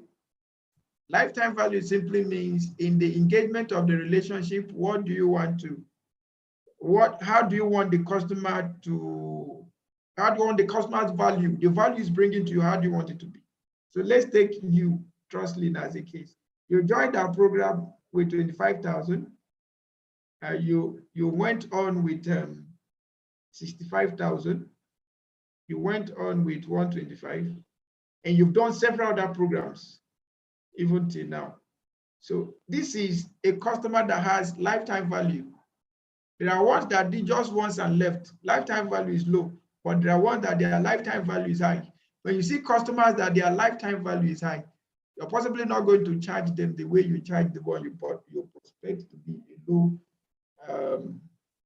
lifetime value customer, right? Okay. So by the time we meet next week, hopefully, we will talk more on this pricing and we'll see practical examples on how they work, right? And these are some of the things that we need to put into consideration when pricing. Always remember that quality is key. Always put value first, okay? When it comes to customers telling you what they want, then it's better you sachetize, okay? Give them product that will always match their needs. Okay, give them products that will always match their needs. Sachetize, it helps you and it helps them. Then negotiate better. Don't always come to that point where you say, there is nothing we can do. There is always a way out. Okay, there is always a way out. Remember, one of your roles as a business development consultant is to help the customer to decide to buy. Now, the next one is try to persuade them, not by fire by force, but by letting them understand the full value proposition you're giving out, and then offer some trials, give some free discounts, give some free programs, and all of that. Then finally, learn to manage interest. Learn to manage interest. There are occasions that you are not the one that will determine the price of that product. Okay? If you're doing consulting, there is what we call facilitation. Facilitation is when you have collaborators who are helping you secure an offer, and you have to include their interest. You have to manage their interest in the whole process. Now, let's assume you developed a proposal that has a value of 50 million naira or 50 million USD. That's from your own financial bid. But the person bringing the contract, the person facilitating the contract, tells you, I am taking 25% of this contract. Now, automatically, you don't have 50 million again. You now have 50 million plus 25% of that. 50 million plus 25%. And so you have to learn how to manage,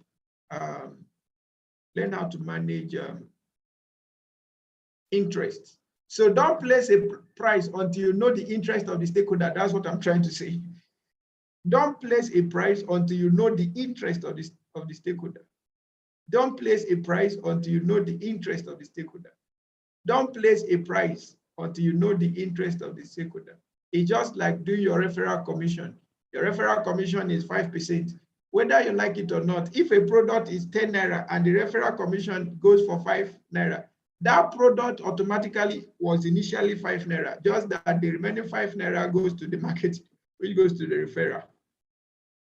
Okay, so we learn to manage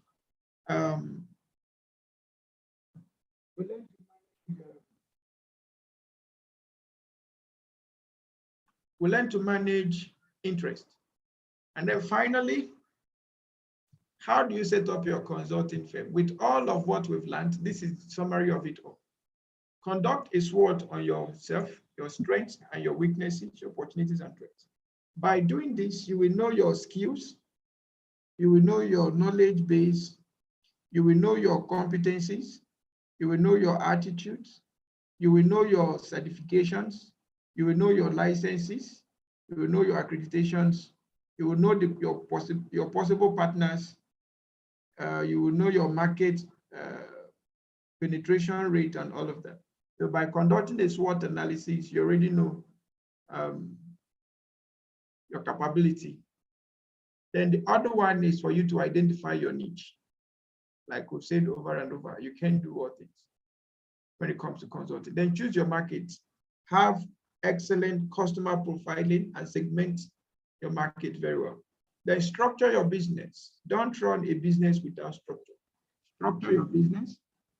Set up your corporate governance in place, okay, for your business. Set up your business proposals, your business plans and all of that. Then develop your products, register and comply. If you're in Nigeria, go to CAC, register. After you register, go to FIRS, get your TCC. go to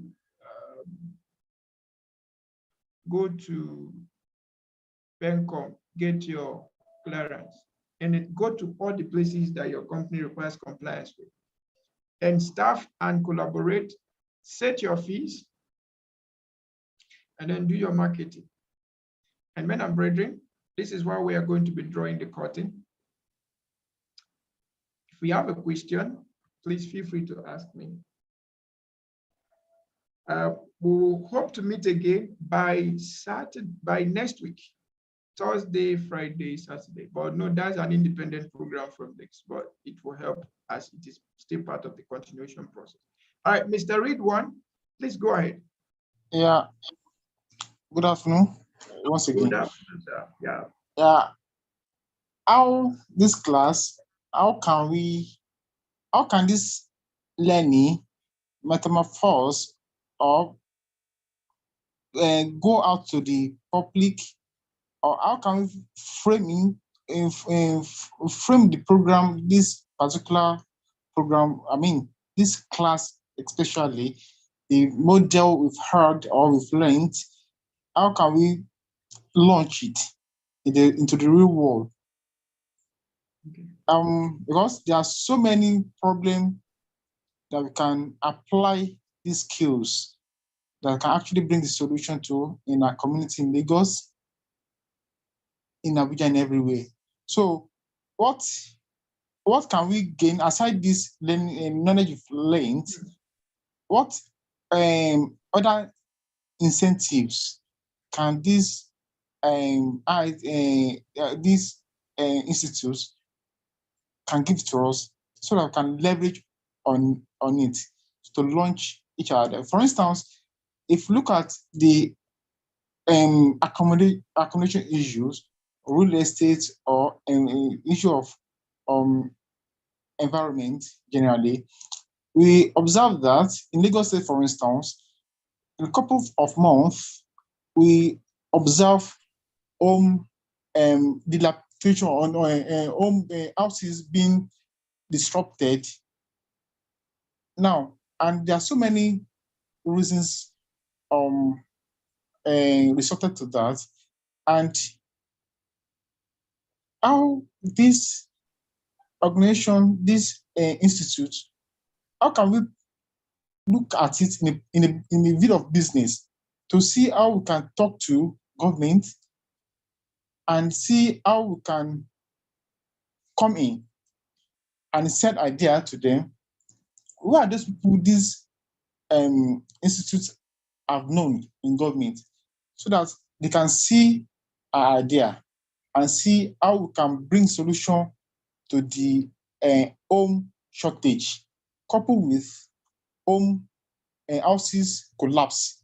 We've been hearing day in, day out.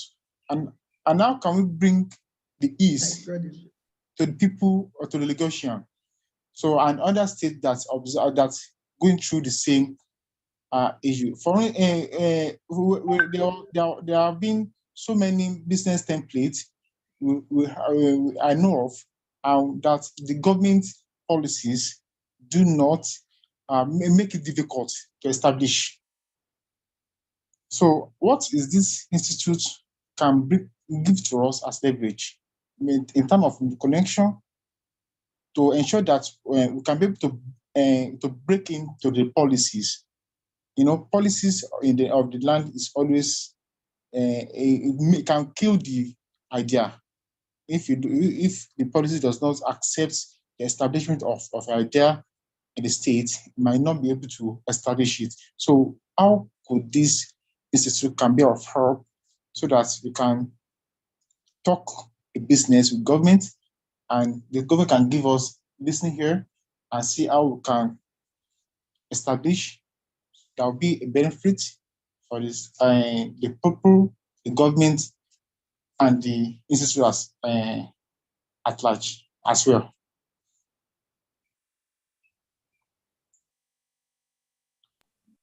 Thank you so much, Mr. Ridwan, for your question. So your question is very simple. How do we assist you in launching your business. So the number one thing is for you to become a member first. Number two, we have partnership programs. So if you see as part of the membership benefit, you see access to partnership with the institute. You might not be able to have access to the people we know until first of all become a partner with the institute. And you have to do that by becoming a member. Now, the MDA CSR project we're doing is a strategic one, and every year we gather these people in their numbers. We have some real estate guys who are already sponsoring this program so that they can come and meet the people who make these laws, who make these compliance things, and those who make business almost difficult, like you said. By the time you come in this kind of sponsorship and you meet with them, you have time, you go to the podium, you have time during the program, you go to the podium, you address them. Tell them the challenges that you face from your own sector, and then tell them the solutions you're providing. Some of them will come to you and say, okay, can you come to our office? Let's talk about it. We might not be able to take you to anyone, maybe take you by the hand and take you to the office or so, or take you, no. The only thing we can do is we mobilize these people in their numbers, and then you, as a sponsor or as a member, you can come network with them, talk to them about what you have, and then let the relationship keep building. Even if we want to take you to any office one-on-one, you must have met this person you want to go to. You must have met the person. Okay, you must have, we have members from both private sector and public sector. Even as we are talking, most of them are here. We have someone from the Ministry of Industry, Trade and Investment, not just an ordinary person. It's in this class. So now, if you want to now talk about trade issues and all, you can easily talk to this person. Okay, this is my product, or this is what I'm having. How can the ministry help? And note that some of these ministries, they also have their grants they get, and they can help you pass those information across. With people like Ministry of Trade and this, you can easily come up with this idea that your group presented. You can sell it to their PAMSEC or to their directors, and they spread it to their divisions, and then they have an MOU with you that can sell. So if you want us to help in pushing your business, number one, first become a member. Number two, gain access to our partnership. So whenever we are running programs, conferences, inductions, always try to be there, because it's only when you come that we can give you the space to talk about your product, talk about your concerns. If you don't come, we won't be able to talk on your behalf. Then number three, set for sponsorship. So with that, you can always have to meet with the right people. And if you're sponsoring our programs, you get your publications in the event brochure. So it's not as though the people heard it and they just left. They have it in their brochure. So when they go home and they are looking at their photo book, they will see your program there. They will remember, oh, this was the people that spoke to us about so. Your contacts and everything will be there. So there could be possibility of continuation of communication. Okay. So these are some of the ways we Can ensure that our members have. Can someone, my partner, can my partner come on my behalf on the day? Why not? Okay. Why not? All right. Is your partner in Abuja or in Lagos? In Lagos. Why not? He can come. All right. He can come. Okay. But if you want him to come, that means you're going to either book him for membership or you're booking him for partnership. Okay. So my is not covering him. That's what I'm saying. If, like, we have in this particular program now, we have different sponsorship. Now, if you want him to come and represent you in the program, that means two people cannot come at once. No, automatically me, I can't come, right? Okay. So if I able to meet up with the membership criteria. Yes, your colleague can come. Okay, you can come on my behalf. Yes, yes. All right. can come. And then he can, at that point, he can have the opportunity to meet with these people one-on-one and discuss with them and get their contacts and then continue communication afterwards. All right. Okay. So that would be lovely. Okay, thank you so much, sir. You're welcome, sir. Okay, do I have any other question? I think this question you just asked now is a very lovely question, so it helps. Do I have any other question, any other concern? Some of the things we listed here as regards IPM and U when it comes to membership, it is much more practical than the words could say. Okay, it's much more practical than the words could say. All right. So in that regard, let me just quickly remind us again, if you want to join us in this particular program, your associate, if you want to join as associate, minimum 3 to 7 years experience. Now, for the fact that you've attended this program, we can give you a waiver, so you don't need to provide extra 3 management proofs, right? Because you've already done, you did not do just the workshop, you've attended 3 days. Okay, so you have a professional certificate now, so we can give you a waiver. Okay, so if you look at it, say proof of 3 management professional courses or attend IIPM courses. So you've attended 1, so you can get a waiver on the 3 proofs, and you just pay $70,000 or $245 if you're not in or from Nigeria. And for full member, 8 to 11 years plus 6 years or 6 management workshops, proof of 6, or you have attended 1 course with IPM, so you can also get a waiver. So you pay 80,000. And just note that this is not just induction fee. This is induction plus executive leadership certificate. So you're getting 2 things at once. And then the fellow is 12 years plus attending a course, and then 90,000 naira. Okay, or $325. So we'll post more of all this in the chat room for more details. Okay, so Mr. Ridwan, is your hand up? Yes, sir. Yes, sir. Yes, sir. That membership. So if I'm coming with this, okay, 6 is not be 6 years in experience. There are many 6 management courses, right? If you have up to 8 to 11 years, and you have your degree or HND, and you've not attended any professional certification course from IBM, then we expect you to give us at least 6 management proofs. But now that you've attended the course, you don't need to provide us the 6 again. So the certification you did will cover for us. You know, I had one before from IPM before last year. So you have to. Yeah, and I have other as well. Okay, okay. I mean, then we'll continue on that one after this classroom by God's grace. All right, no problem then. Awesome. No problem. All right, thank you. Yeah. All right. Do I have any other question? Because we are done, as it were. It's for us to share the grace now, and every one of us takes it home. Okay, please, Barrister Defunke, let's hear from you. Yes. Now, I paid 5,000 to have been in this program. Yep. I'm going to pay 30,000 now for accreditation. Yeah.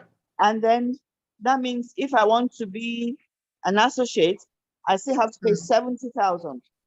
Yeah, that's what it is. Yes. Oh wow! I have to go work hard. Let me pay the 30,000 first. Wow. Thank you so much. Hello, sir. Well, yes, sir.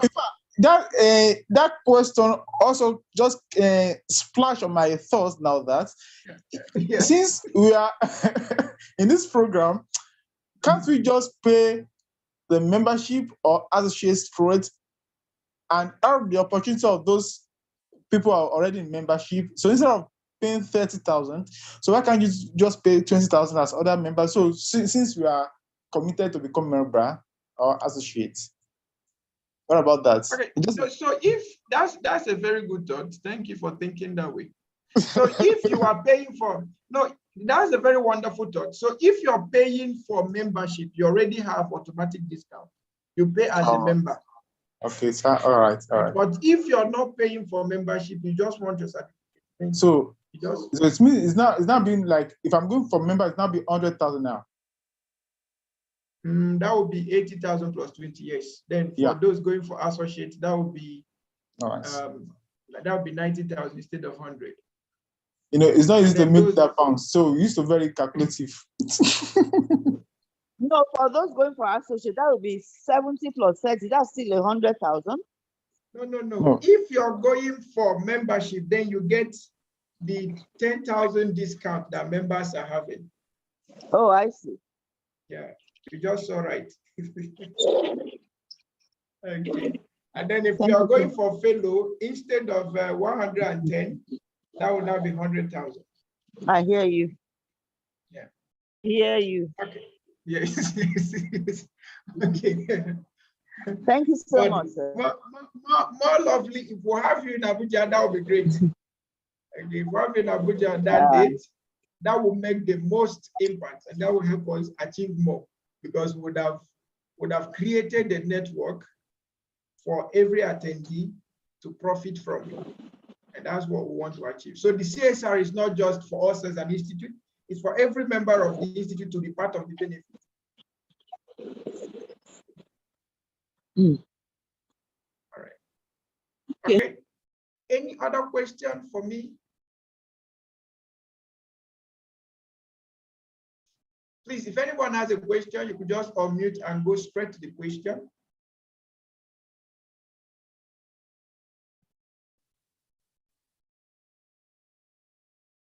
Okay, so Mr. Harold said, I've sent all my credentials to the body. I'm waiting for reply.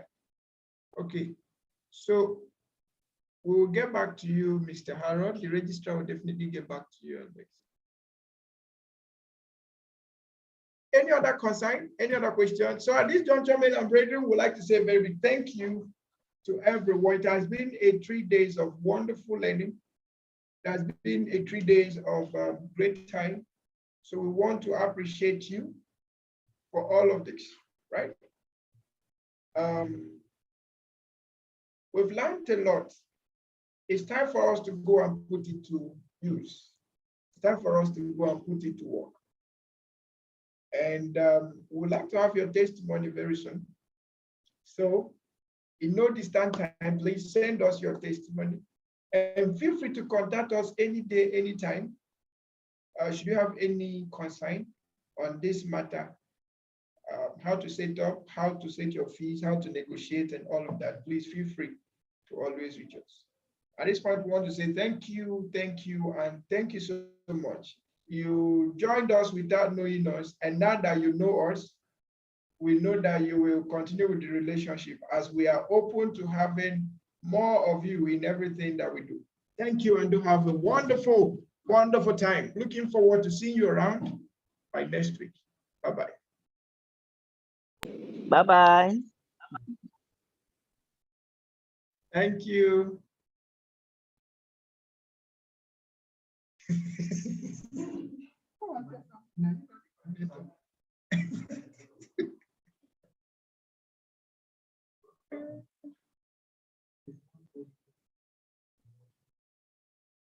Okay, let's remember that those of us that are interested in membership, you have to send your CV to membership@iipmi.org. Please don't leave any stone unturned when you're sending your CV, because every little detail matters to us in that CV. Okay, send your CV to membership@iipmi.org. iipmi.org. So I'll hand over to the coordinator if there are further announcements. Thank you.